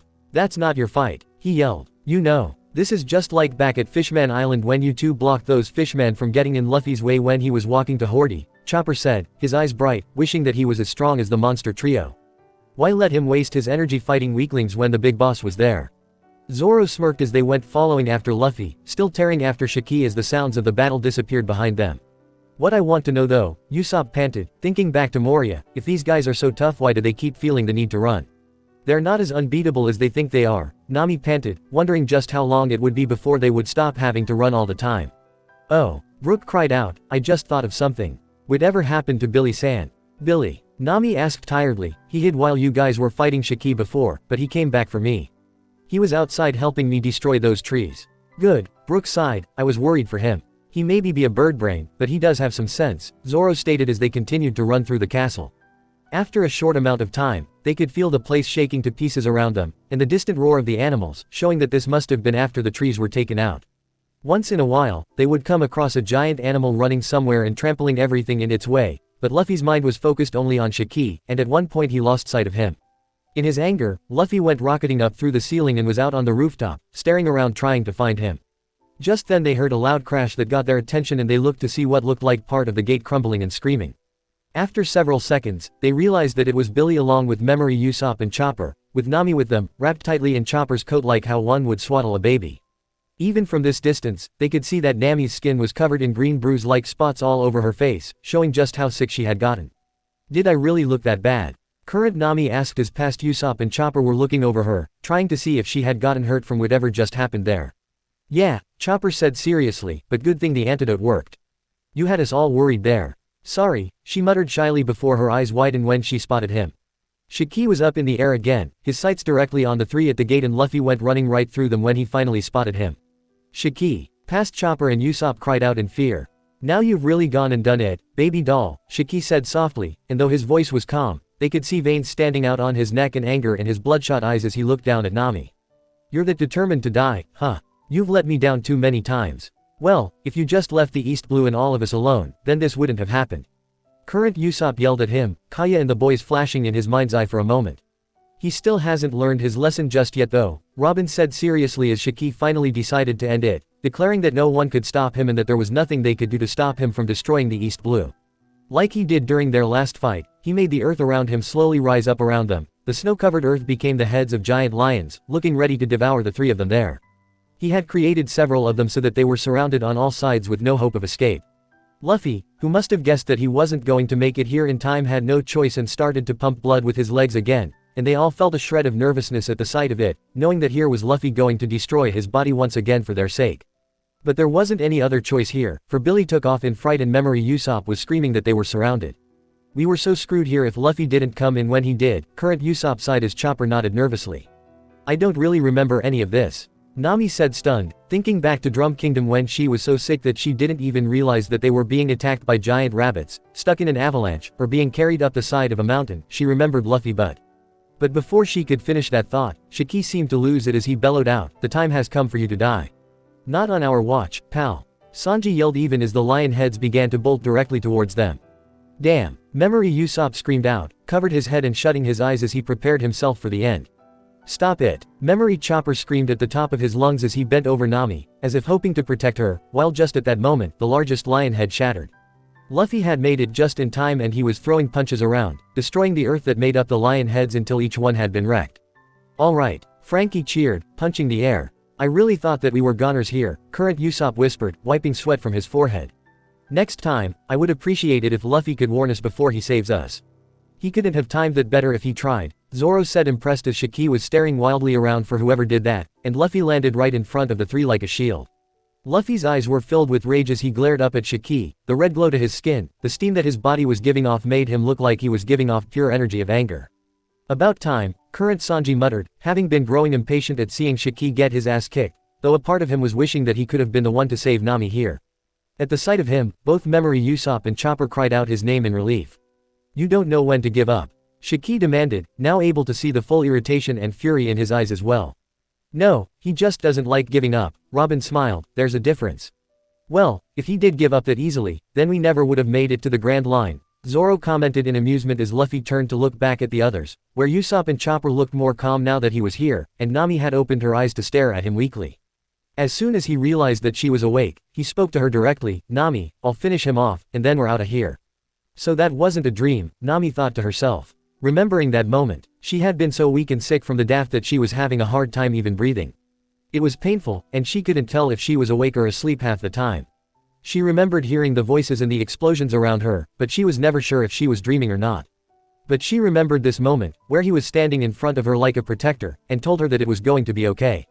She smiled as she thought back to that feeling as her past self croaked out, Luffy. She turned a little red as she remembered that feeling of safety, as if nothing could hurt her so long as he was there. As soon as he told her those words, she knew that she was going to be okay and she had to try to hold on until he finished taking the bad guy out. Damn that idiot, how does he does that? Luffy turned back to face Shiki as he told them, Shiki's mine. You take care of Nami. Sounds good to me, Memory Usopp called as he bolted with Chopper right next to him shouting out, give him hell, Luffy. Yeah, I'd rather not have been around for that fight, Current Chopper shivered, knowing that if he had been with them, he'd have just been in the way. Besides, he was the doctor, it was his job to take care of Nami. You can't change your fate, Shiki stated as he turned his full attention onto Luffy. Try all you want, you're destined to die. Well, good thing that we don't like being told what to do by anyone, Sanji commented, taking his cigarette out as Luffy made sure that Nami and the boys were safely out of sight before he turned into his horse stance and steam began to burst out of him in such a way that it was as if he was on fire. He's definitely Ace's little brother if you ask me, Robin smiled. Who the hell do you think you are to decide what our fate's gonna be? Luffy demanded so loudly that his voice made their heads ring. And just like that he seemed to disappear, but Zoro and Sanji were able to track him as he rushed at Shiki and startled by how he just appeared in front of him, unable to do anything to even guard himself. Gum Gum Jet Pistol. And with all the strength he had, he punched Shiki right in the stomach, hitting him so powerfully that he was blasted backwards and blood burst from his mouth as he let out a roar of pain. He probably would have kept flying until he went crashing right through his own palace, but he stopped himself just yards away from it, earning several groans of disappointment from the Straw Hats. Luffy was sent spinning round and round through the air before he yelled for Billy's help, and the bird seemed to have mustered up his courage as he came flying back towards him and Luffy landed on his back. "Stay away from the East Blue, you hear me?" Luffy bellowed as he flew straight at him once again. At that moment, Shiki was looking at him, much in the same way that people like Lucci, Crocodile, Arlong, and Eneru had, like how one would look a disobedient pet whose antics have gone far beyond reasonable, and had now crossed the line. "You are getting on my last nerve, kid," Shiki yelled, looking ready to kill now. "Convenient you're from the East Blue. Killing you will be like an appetizer." "I guess this appetizer was too much for him," Sanji offered jokingly as they followed after them and got a chance to see the full battle. It was vicious, and they were able to get a bird's eye view as their fight took them all over the floating islands. Shiki would fly ahead, with Luffy and Billy right on his tail. Several parts of the island ended up getting blown to pieces as they continued to exchange attacks. It was a complete stalemate at the moment. At one point Shiki had been able to knock Luffy right off Billy's back so that he fell. But Billy was right there to scoop him back up when Luffy jumped back on and would come back with a good punch. Shiki went flying, crashing right through one of the floating rocks before he burst right back out, growing angrier and angrier the longer this fight went on. Just then, a giant bird came flying out of nowhere and they were forced to avoid that thing before losing sight of Shiki. "Damn, these animals don't know when to keep out of it," Frankie hissed in annoyance as Shiki used the bird as a distraction to punch Luffy off Billy again, and send him flying backwards through several floating rocks before Billy was able to catch him. "I told you, it's not their fault," Chopper said firmly. "Shiki was the one who made them that way." "It's not their fault. I didn't say it was," Frankie retorted. "I'm just saying that they're getting in the way." "Billy, are you okay?" Luffy called in worry as he regained his footing and spat out a mouthful of blood. Billy let out a cry, as if telling him that he was alright, but that was when Shiki pulled a dirty trick. By using his sword legs, he was able to slice a chunk of a floating lake off and send it flying towards them. "I didn't know he could do that." Brook cried out, knowing that if he still had eyes, they'd be bursting out of his head at the thought of what Shiki could do with that kind of power. "Shiki can control and even bypass gravity with his powers," Robin frowned. "Essentially, this is just like telekinesis, so it doesn't surprise me that he can do even control water like that." "Luffy, get away from there," Chopper screamed, but too late. Like there was an avalanche falling overhead, the water seemed to break apart like glass and fall. What happened next was too quick for most of them, but before they knew it, Luffy and Billy were trapped in a chunk of water, and sat there floating, trapped. "Oh no," Usopp cried out terrified as Luffy was thrashing around desperately in the water, though that was quickly changing as his hands threw to his throat, and his body seemed to freeze. The memory was shaking violently and became like static once again. "Why doesn't Billy do something?" Frankie cried out. "He can't," Robin called. "Shiki's powers are pressing in all around them. It's bound to be much more pressure on them than simply falling into the water." "What are we gonna do?" Chopper cried out in terror as the two drifted helplessly around, Luffy's eyes rolling back into his head and the memory seemed close to blacking out. But they could hear Shiki laughing around them. "This battle's over, kid," he declared smugly before he stopped and they could make out him pulling something out of his coat. A baby transponder snail and Nami's eyes widened at the sight of it. "So this must be where we took control of Shiki's palace and ordered his men to tell Shiki to head to the east and right into a storm," she told them as Shiki was looking deeply annoyed by whatever his men were saying. "A storm from the east," Robin said, appreciating the irony. It's like the East Blue was also fighting back against him. It was as if fate was trying to say that a great change was coming from the east. She wondered if there was anything more to that. But she didn't pay much attention to that as she, Brook, and Chopper all felt sympathetic towards Luffy's situation. They knew the fear of drowning better than anyone, and this has got to be the worst way to go for any devil fruit user. If something wasn't done, and quick, then Luffy would drown for sure. "Come on," Usopp roared out, "be a man and fight. Don't hide like this. We seem to be fighting nothing but cowards these days," Sanji growled, a part of him wanting to jump in and do something to help, but Shiki was speaking again. "Oh my," he said in a mocking tone. "That must be a particularly miserable death for a devil fruit user." Luffy's face turned from blue to purple and he was trying desperately to move. A gasp of bubbles burst from his mouth as his hands seemed to be trying to grasp something, anything in front of him. "But your conscience goes by on youthful enthusiasm," Shiki informed him. "As for your dear East Blue and that precious girl of yours, you'll just have to watch from a ringside seat in heaven as they perish in utter despair. Why don't these guys just save their victory speeches for when things go right?" Sanji asked with a roll of eyes. "I mean, he's not dead yet." "Don't say that," Chopper cried out in terror. That was when Shiki used his sword legs to create flying blade attacks, sending them crashing into the water and breaking it off into pieces. As soon as Luffy got a gasp of air, he twisted around and grabbed hold of Billy as they bolted out of there, but the impact of the attack had still sent them flying with such force to the ground. Thank goodness, Nami sighed in relief, so happy that they were able to avoid that attack. The memory around them faded by so much that they could barely see anything around them as they landed right next to Luffy on the ground, and Billy was trying to get Luffy back up, sounding really upset as he did so. He's okay, from that right? Usopp asked quickly. Yeah, he was alright, Chopper nodded firmly, knowing that it would take a lot more than that to kill Luffy off. That fall wouldn't have hurt him either. Once Luffy caught his breath, he would be back in fighting form. And like he thought, the memory cleared in the next few minutes and Luffy caught his breath. There was a wild look in his eyes as he looked to Billy. Billy, Luffy croaked, do you think you can still fly? Billy let out a loud crowing sound, and Brook had to ask Chopper what he said. He said, can I still fly?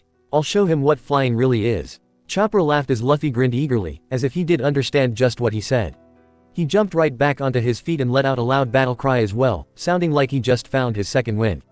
That bastard will pay. He yelled out as he turned to Billy and instructed, let's go Billy. To the sky. Too bad Billy couldn't come with us, Nami sighed, missing that bird, and wondering just what he had been doing all this time.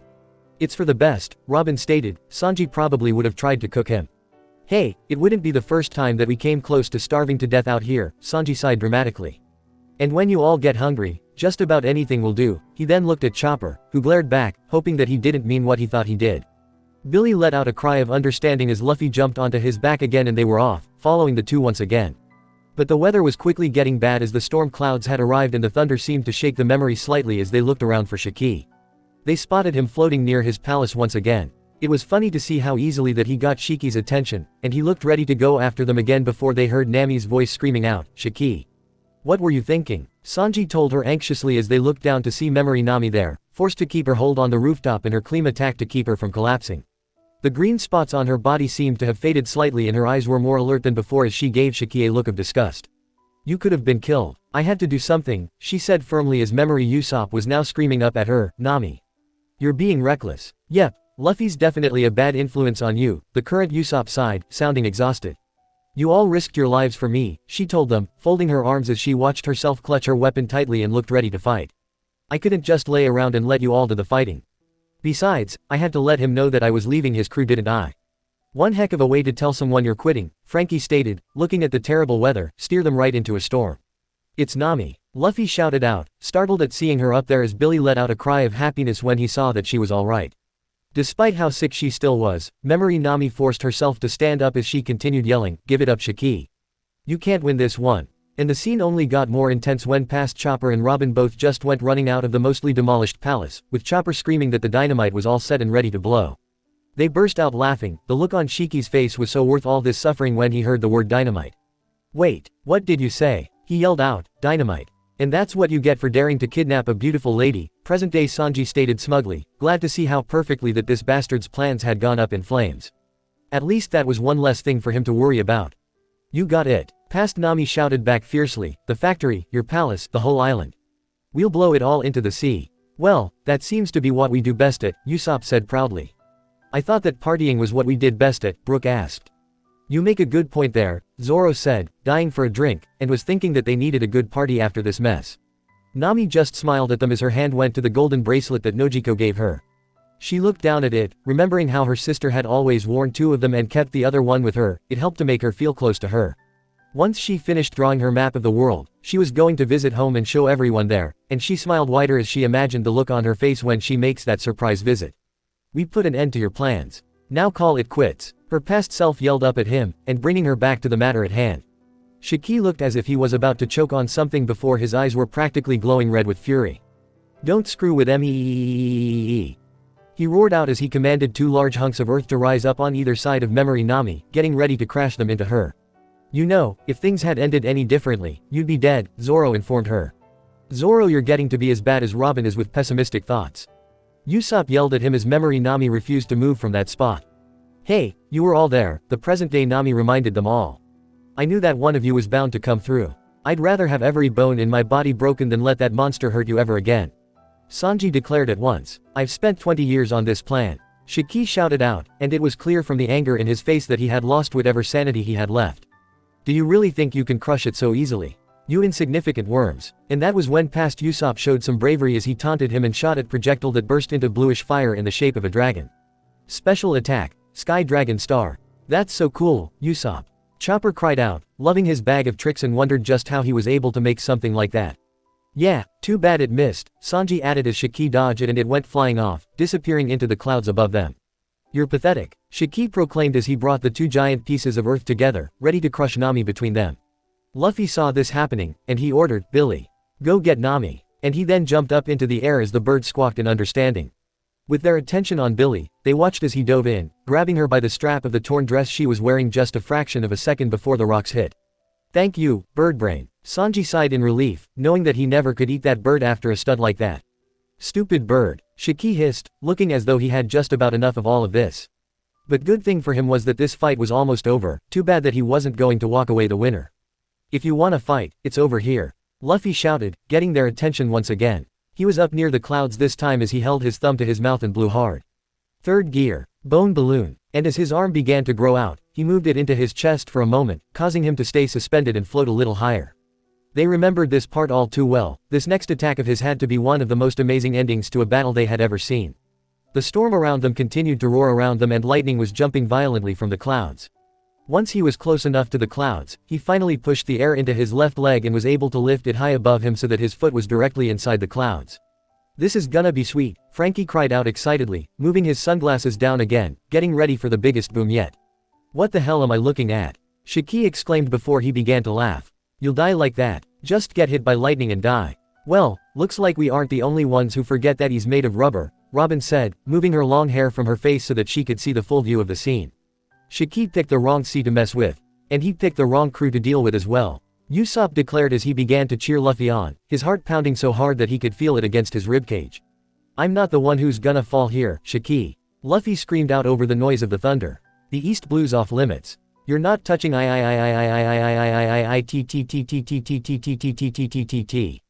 They all remembered the memories they had seen of the East Blue, as well as the other four who called it their home. There were so many innocent lives who lived there, not just from their homes, but from every single island. And Luffy made sure that bastard never touched it again. Just as he let out his declaration, a lightning bolt finally struck him.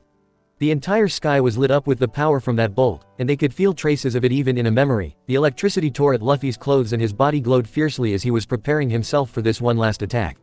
But Shiki just laughed, convinced that he had won, and bellowed out insanely, "That's some sanity you've got there, kid. How can he not notice what's going on?"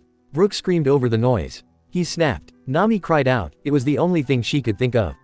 I think that he was just so happy at the idea of Luffy doing himself in that he's not even realizing that it's not affecting him. In any case, he's toast, Sanji declared. Shiki threw his arms out as he yelled out for the rest of the world to hear, "Bring it on. I'm the most powerful pirate this world has ever seen. Stay away from my friends. I won't let you hurt them." Luffy added, the anger that he was creating, was making him look like some kind of immortal being or something close to that. None of them could turn away as they stared in amazement as Luffy finished by screaming, "Oh, are my home. I won't let you hurt anyone ever again." And as his scream echoed around them, Shiki finally noticed what was happening, but it was too late for Luffy was finally ready to finish his attack.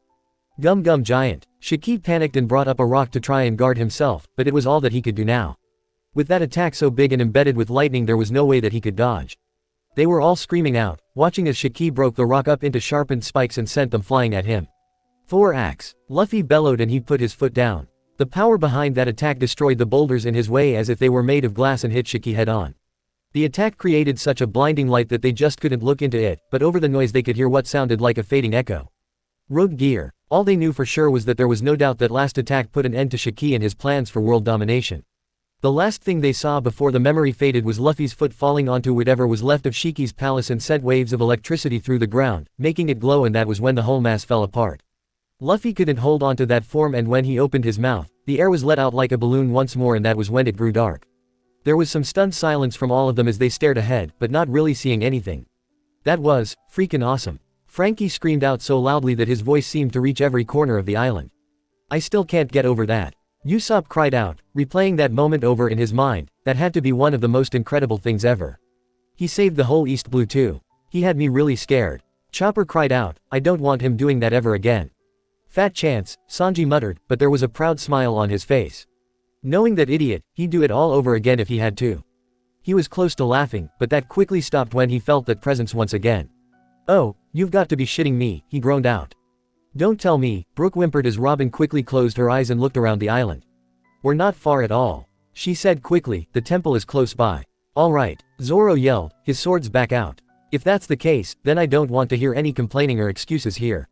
We're getting that thing back to that temple once and for all. You got it. Hell yeah, I'm sick of all this running around, Frankie said, holding up his arms and waited, knowing that it could be only one person this time. We'll do it this time for sure. Usopp called, though he gulped and his knees trembled. And their friend appeared once again, the two swords used for legs, the long mane of hair, the familiar smug look.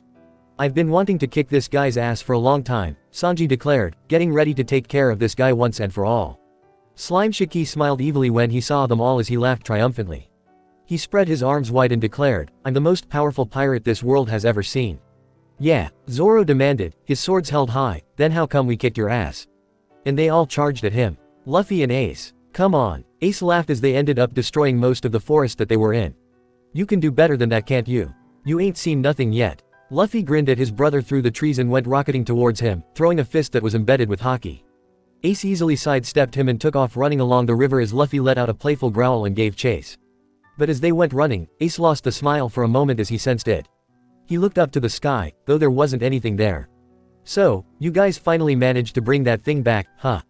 He asked quietly to himself. Luffy, naturally, didn't sense anything else was wrong as he laughed happily behind him.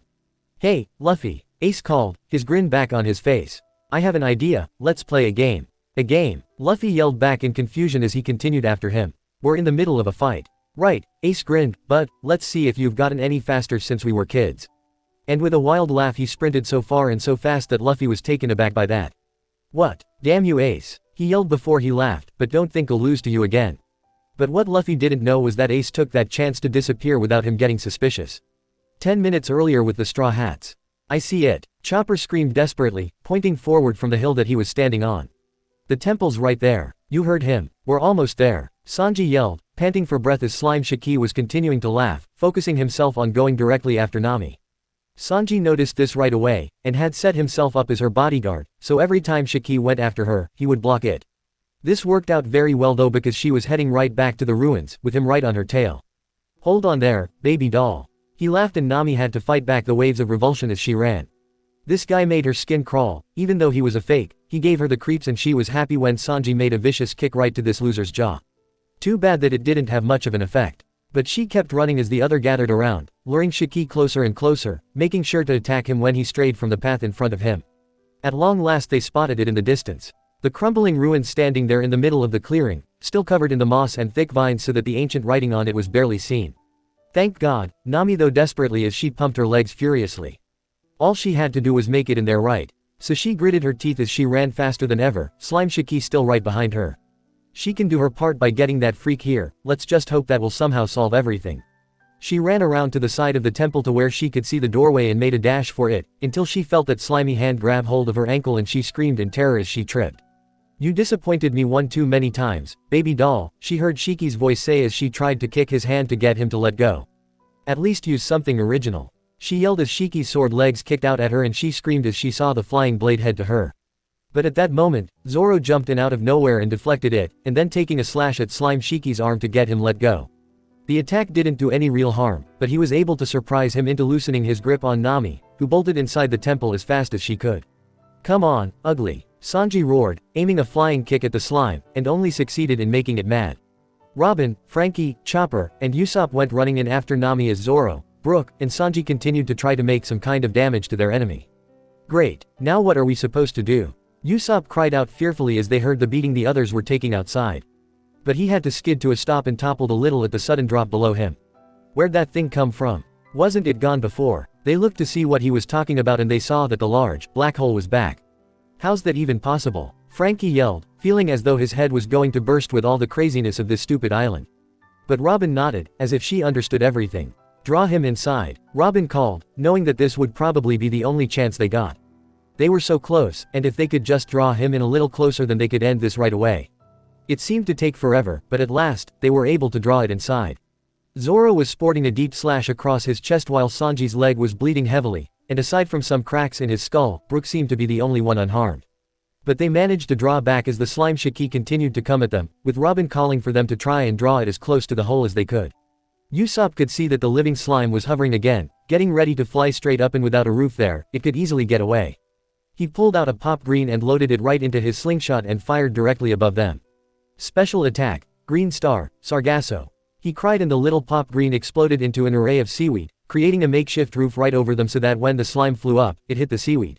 Because of its solid form, it was unable to make it through and Usopp grinned at the sight of it. With Frankie running around to stand guard over the doorway, he opened up the cannons in his shoulders and fired directly at the slime ball. They had all surrounded the creature as Nami pulled out her Kleem attack and proceeded to create long thin clouds, having been inspired by watching their victory over Oz in the Thriller Bark memories. Rain began to pour down around Slime Shiki, and she then cried at Brook to see if he could do an attack now. Brook understood at once what she wanted as he began to hum his favorite song to himself, determined to do his part. He ran forward and attached so quickly that the slime creature didn't even see it. But he calmly landed on the ground and walked 3 steps away as he held the sword and sheath up in front of him.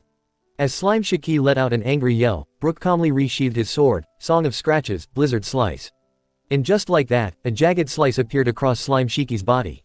Though there was no blood, thanks to the water that it was coated in, the wound was coated in a thick layer of ice. They were all cheering at the sight of it, glad to see that they were finally doing some damage. Robin smiled as she held up her hands, ready to make her move as Chopper shifted to his kung fu point and leapt up. With a battle cry of his own, he kicked Slime Shiki down to the ground and smacked it into the ground.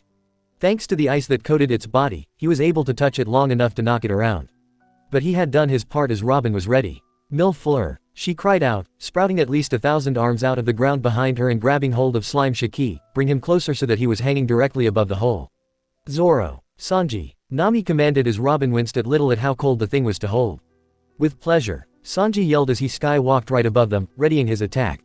I've been itching to break something all day. Zoro readied himself below as Sanji spun in midair, going into Diable Hambi before he moved so fast that he appeared right in front of Slime Shiki, Collier Strike. And showing no mercy, he landed a devastating kick to his neck just as Robin's giant hands disappeared into flower petals. The attack was strong enough to set even the ice on fire as the creature fell. And that was where Zoro grinned wildly, holding his swords up. He put the swords he had in his hands, over the one still in his mouth as he swung them forth with a descending slash with them. The aura that he created seemed to take on the form of a tiger's head. Ultra Tiger Hunt, he said, almost calmly as the attack hit and at long last their enemy fell down the hole and out of their sight. It happened so quickly that it didn't seem real, they couldn't believe that it had ended just like that. Is it over? Chopper croaked out as Zoro stood at the edge of the black hole, staring down, holding up his blades, ready to strike again if it came flying back up. But nothing happened. One by one, they all came to stand in a circle, looking down into the hole, still expecting it to come flying back out, but it was definitely staying down there. That's it. Usopp yelled out, panting hard. You mean we actually did it? We finally took that monster out. And like that he began to laugh wildly. In your face, he screamed down that hole. That's what you get for messing with the mighty Pop Green Master, Usopp. The rest of them however weren't nearly as optimistic as Usopp was acting.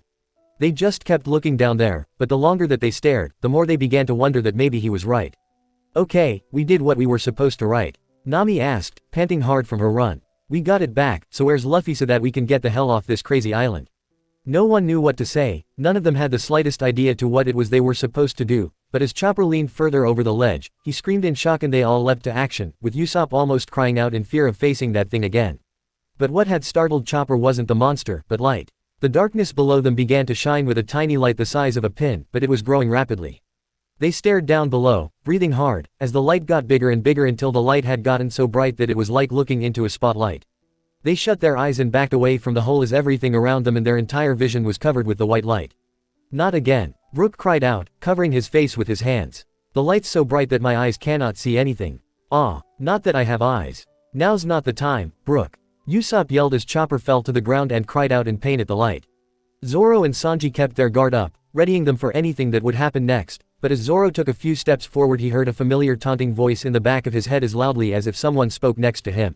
Not bad, Cyclops. Kuina, he thought, trying to force his one eye open so that he could see her, and through the light, for a brief moment, he could have sworn that he saw those dark eyes looking back at him. You've gotten a little stronger it seems, she said teasingly, but don't let that go to your head. Everything seemed to fade around him as he lowered his swords and the two of them were looking at each other, face to face. I think that's got to be the first time you've ever complimented me, he thought, somehow aware that she could hear his thoughts. Don't get used to it, she told him. You've still got a long way to go. I know, he thought. But does that mean that we're done here? Not yet, she told him. He wants to talk to you all first. Zoro asked, finally speaking out loud. She just smirked back. Of course, dummy, she teased, he has an important question to ask you. And depending on what you answer, could change everything. And before he could think of anything to say to that, she vanished. He gasped and ran forward, staring around him madly. Kuina, he screamed, wanting her to stay here just a little longer. Even if she was taunting him, he'd rather have that than to see her go all over again. But all he could see around him was bright light, like he had just stepped into a giant sheet of paper. He could clearly see himself, but he seemed to be all alone, there was no trace of Kuina at all. Damn, was that all just a dream or something? Did he just think that he saw her? Zoro called a voice, and his heart leapt at the thought of seeing Kuina again, but that wasn't her voice. When he turned, he spotted the rest of his crew all running towards him. There you are, Frankie yelled, giving his head a shake as he saw him. Where the hell were you? Zoro panted as he looked over them all, before looking back to where he last saw Kuina. Who was she talking about? Zoro, what is it? Robin asked him in concern. Did you see something? I don't know, he gulped, truly lost as to what to do. Of course you don't know, laughed a familiar voice around them and they all jumped to attention. What now? Usopp cried out, holding up his slingshot, ready to fire it at the first thing that he saw. Please, I've had enough of this crazy place. I just wanna leave. Oh, relax, the voice said in deep amusement as a trail of fire burst from right behind him and Usopp yelled in terror. They all looked up to see a familiar form calmly walking through the fire, and this time they knew who it was. Yo, he smiled at them, as if he had planned on meeting them all again. A ghost. Brook and Chopper screamed as their guest smiled, a single flaming finger gently pushing the tip of his hat up so that he could see them all, and so that they could see his own eyes. How rude of you all, he smirked, I prefer the term spirit. Nami's eyes widened in surprise as she dropped her claim attacked with a loud clatter. Ace. And she was right, looking just like they had seen him. His playful and serious expression with a splash of freckles across his nose and cheeks, the tattoos of the Whitebeard symbol on his back, and the ASCE mark on his arm. His trademark orange hat with the two blue smileys glinting a little as he grinned at the sight of them.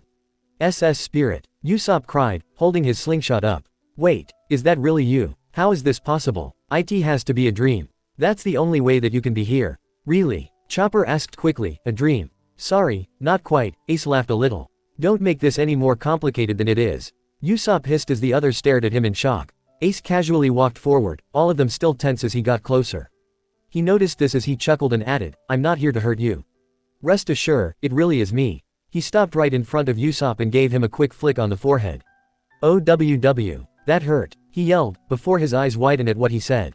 You're really there. Yep, Ace laughed as he walked around, looking at each one of them. Most of you, he said, when he and Zoro exchanged eye contact. I know, he walked on and his eyes trailed on Brook, Frankie, and Robin, some of you, are new to me. Nami stepped forward, is that really you? The one and only, he finished saying as he stopped and folded his arms as he examined them all. Brook was the first one to step forward and held out his hand to him, and Ace blinked in surprise. It's an honor to finally meet you face to face, Ace-san, Brook said politely. Though I have no face at all, yo-ho-ho-ho. Ah, but I know that you aren't lying, there is no dishonesty in your voice. Ace blinked before he laughed and shook Brook's hand. And I'm glad that I finally got a chance to meet you too, Brook. Yo-ho-ho-ho. As polite as I knew you would be. Brook said happily. And one by one, they all ventured forward to get a good look at him, and share a quick word. After several minutes of talking, they slowly began to realize that this was real, Ace was actually there with them. Robin stepped forward. If it's really you, she said, then, tell us. What is this place? How is any of this possible? Right, Ace nodded as he ran a hand through his black hair. I knew that you would be asking about that. Let's see, how do I explain? You said that this place really is Agartha. Zoro asked him hurriedly, and that people can meet with the dead here. That's right, Ace admitted, his hands at his sides. To make a long story short, this island is special in that it's connected to the other side. So it's really the pathway to hell. Usopp gulped at the thought. I guess you could say that, Ace admitted, how that's possible, I don't know for sure. But over the centuries, countless people have flocked here in a desperate attempt to speak with the dearly departed once more. So it's really possible, Nami whispered, her mother's face flashing through her mind. Zoro thought back to Kuina, and was truly tormented with the idea if it was her or not. How could a place like this exist? As if he was reading his mind, Ace went on, I don't know how it's possible. But there are special places around the world that are closer to the other world. You mean like Sui Village? Chopper asked quickly. Exactly, Ace said with a shrug. People from all over the world risked life and limb just for the chance to make it here. In exchange for your memories you could have a chance at seeing lost loved ones at least once more. Why memories though? Frankie asked, knowing that if he just had to show his memories for a chance to see Tom again, he'd do it in a heartbeat. Because you need to show what it means to be alive. Ace shrugged, I don't understand the whole thing myself, but those memories were what kept you from going too far into the other side. If you go too far, you cannot return to the land of the living. So, not only do your memories act as some kind of call to the soul you wish to see, but as a kind of anchor which keeps you from crossing over. Truly. Robin whispered as the faces of her mother, Saul, and Professor Clover came to her mind's eye, so powerfully that she could almost see them in front of her. At one point, Ace sighed, I don't know the full story, but apparently, all the collected feelings of the people who had come here, unable to let go of the people who were long gone, grew so powerful that it became like a parasite. It grew so large that it threatened to destroy this entire island and shatter the bridge between the two worlds. You saw that monster for yourself. You mean Slimy? Sanji asked quickly. That's right, Ace admitted, that slime thing didn't have a form before. There's a reason for that. As people came to this place, the parasite hid itself in people's memories, constantly growing stronger and changing shape. It finally grew so powerful that it couldn't be controlled and caused countless deaths.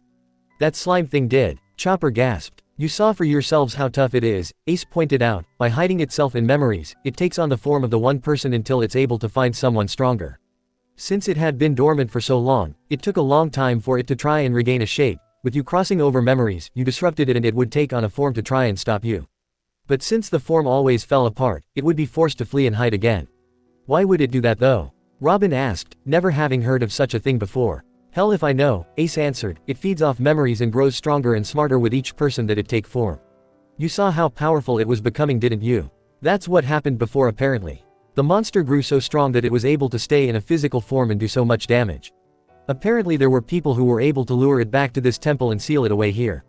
And to prevent it from ever breaking out, they locked the door and split the key into two halves. Why not destroy the whole thing and be done with it? Sanji asked quickly. Because I don't think that people could stand the thought of having a way to speak to someone who is long gone again, Robin answered, her eyes sad. If there was a chance, even if it's dangerous, wouldn't anyone be willing to risk it for a chance to be able to speak with someone who had died at least once more?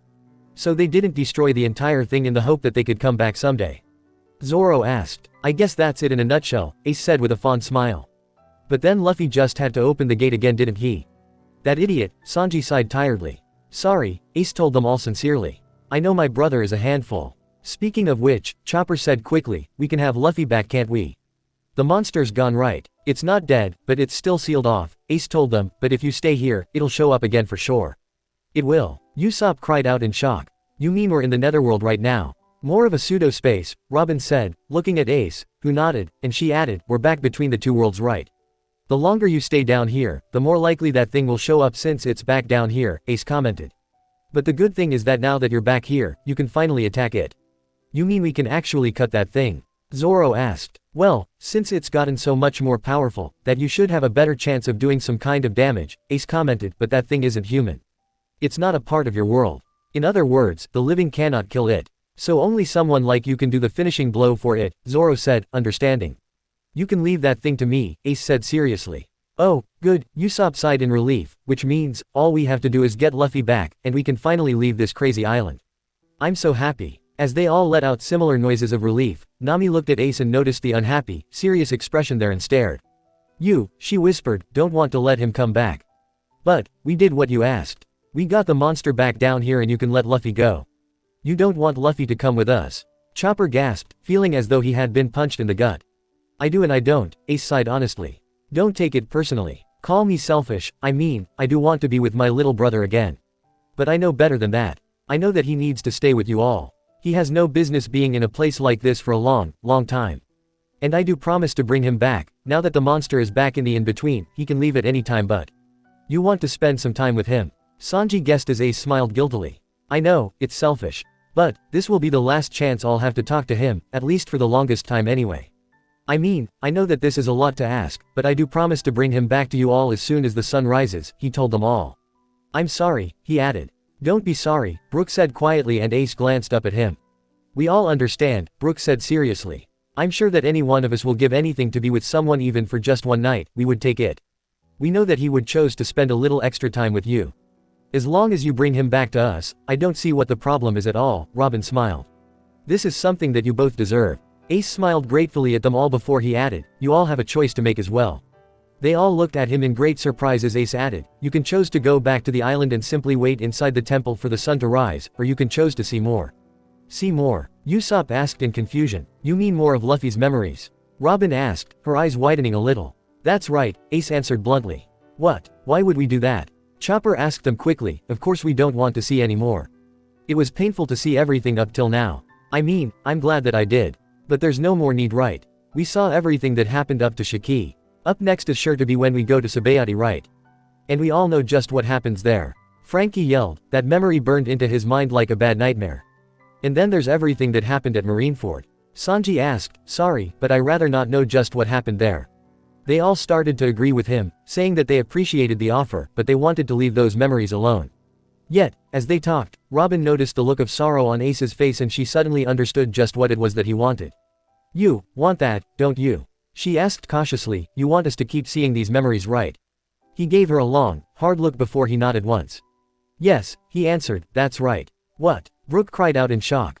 But why? Usopp asked quickly. I mean, we all learned a lot from watching them, but why would you actually want us to watch anymore? Ace sighed. You need to understand, he said regretfully, my little brother has a lot of scars in his heart that he's carrying around with him. He's come a long way since after the war's outcome, and I know that he's come to terms with my death, and yet, I know that deep down he's secretly blamed himself for what happened to me. Why would he blame himself? Nami asked, wondering for the millionth time what happened on that battlefield. Ace only smiled sadly as he looked up at them all. If you really want to know, you can find out, he told them. The thing about Luffy, he keeps his memories inside him, even when he shouldn't. I'm afraid that's most likely my fault. Your fault? Zoro asked in surprise. Yeah, I always told him that only weak crybabies cry, he said regretfully. That it was wrong to share your pasts with anyone. And I think that he took that to heart. He doesn't know how to tell people when something's really bothering him. He complains all the time, Sanji pointed out, unable to stop himself. Yes, but he's only doing that when he's bored or annoyed, Ace stated, turning his back on them.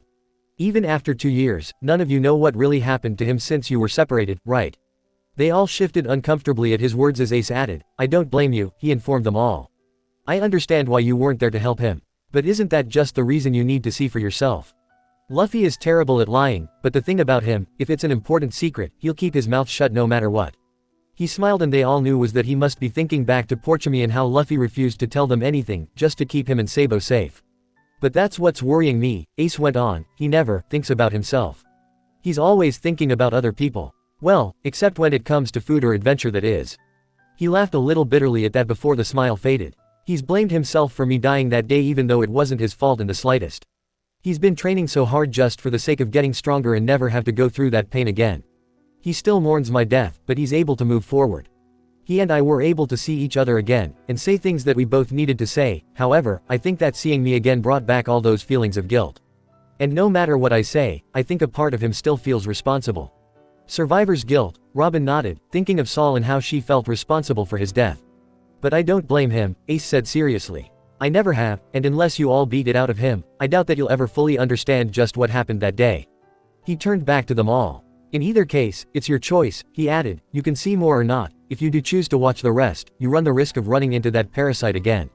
But you will have a much better chance of fighting it down here than up top.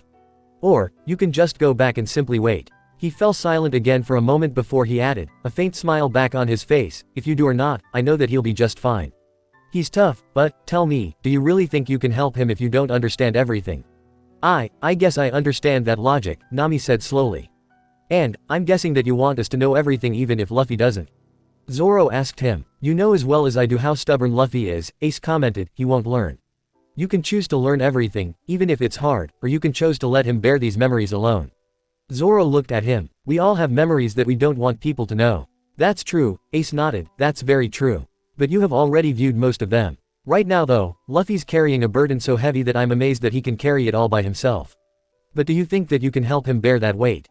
He won't tell you all anything about what happened and this could be the only chance you have to know. But like I said before, the choice is yours.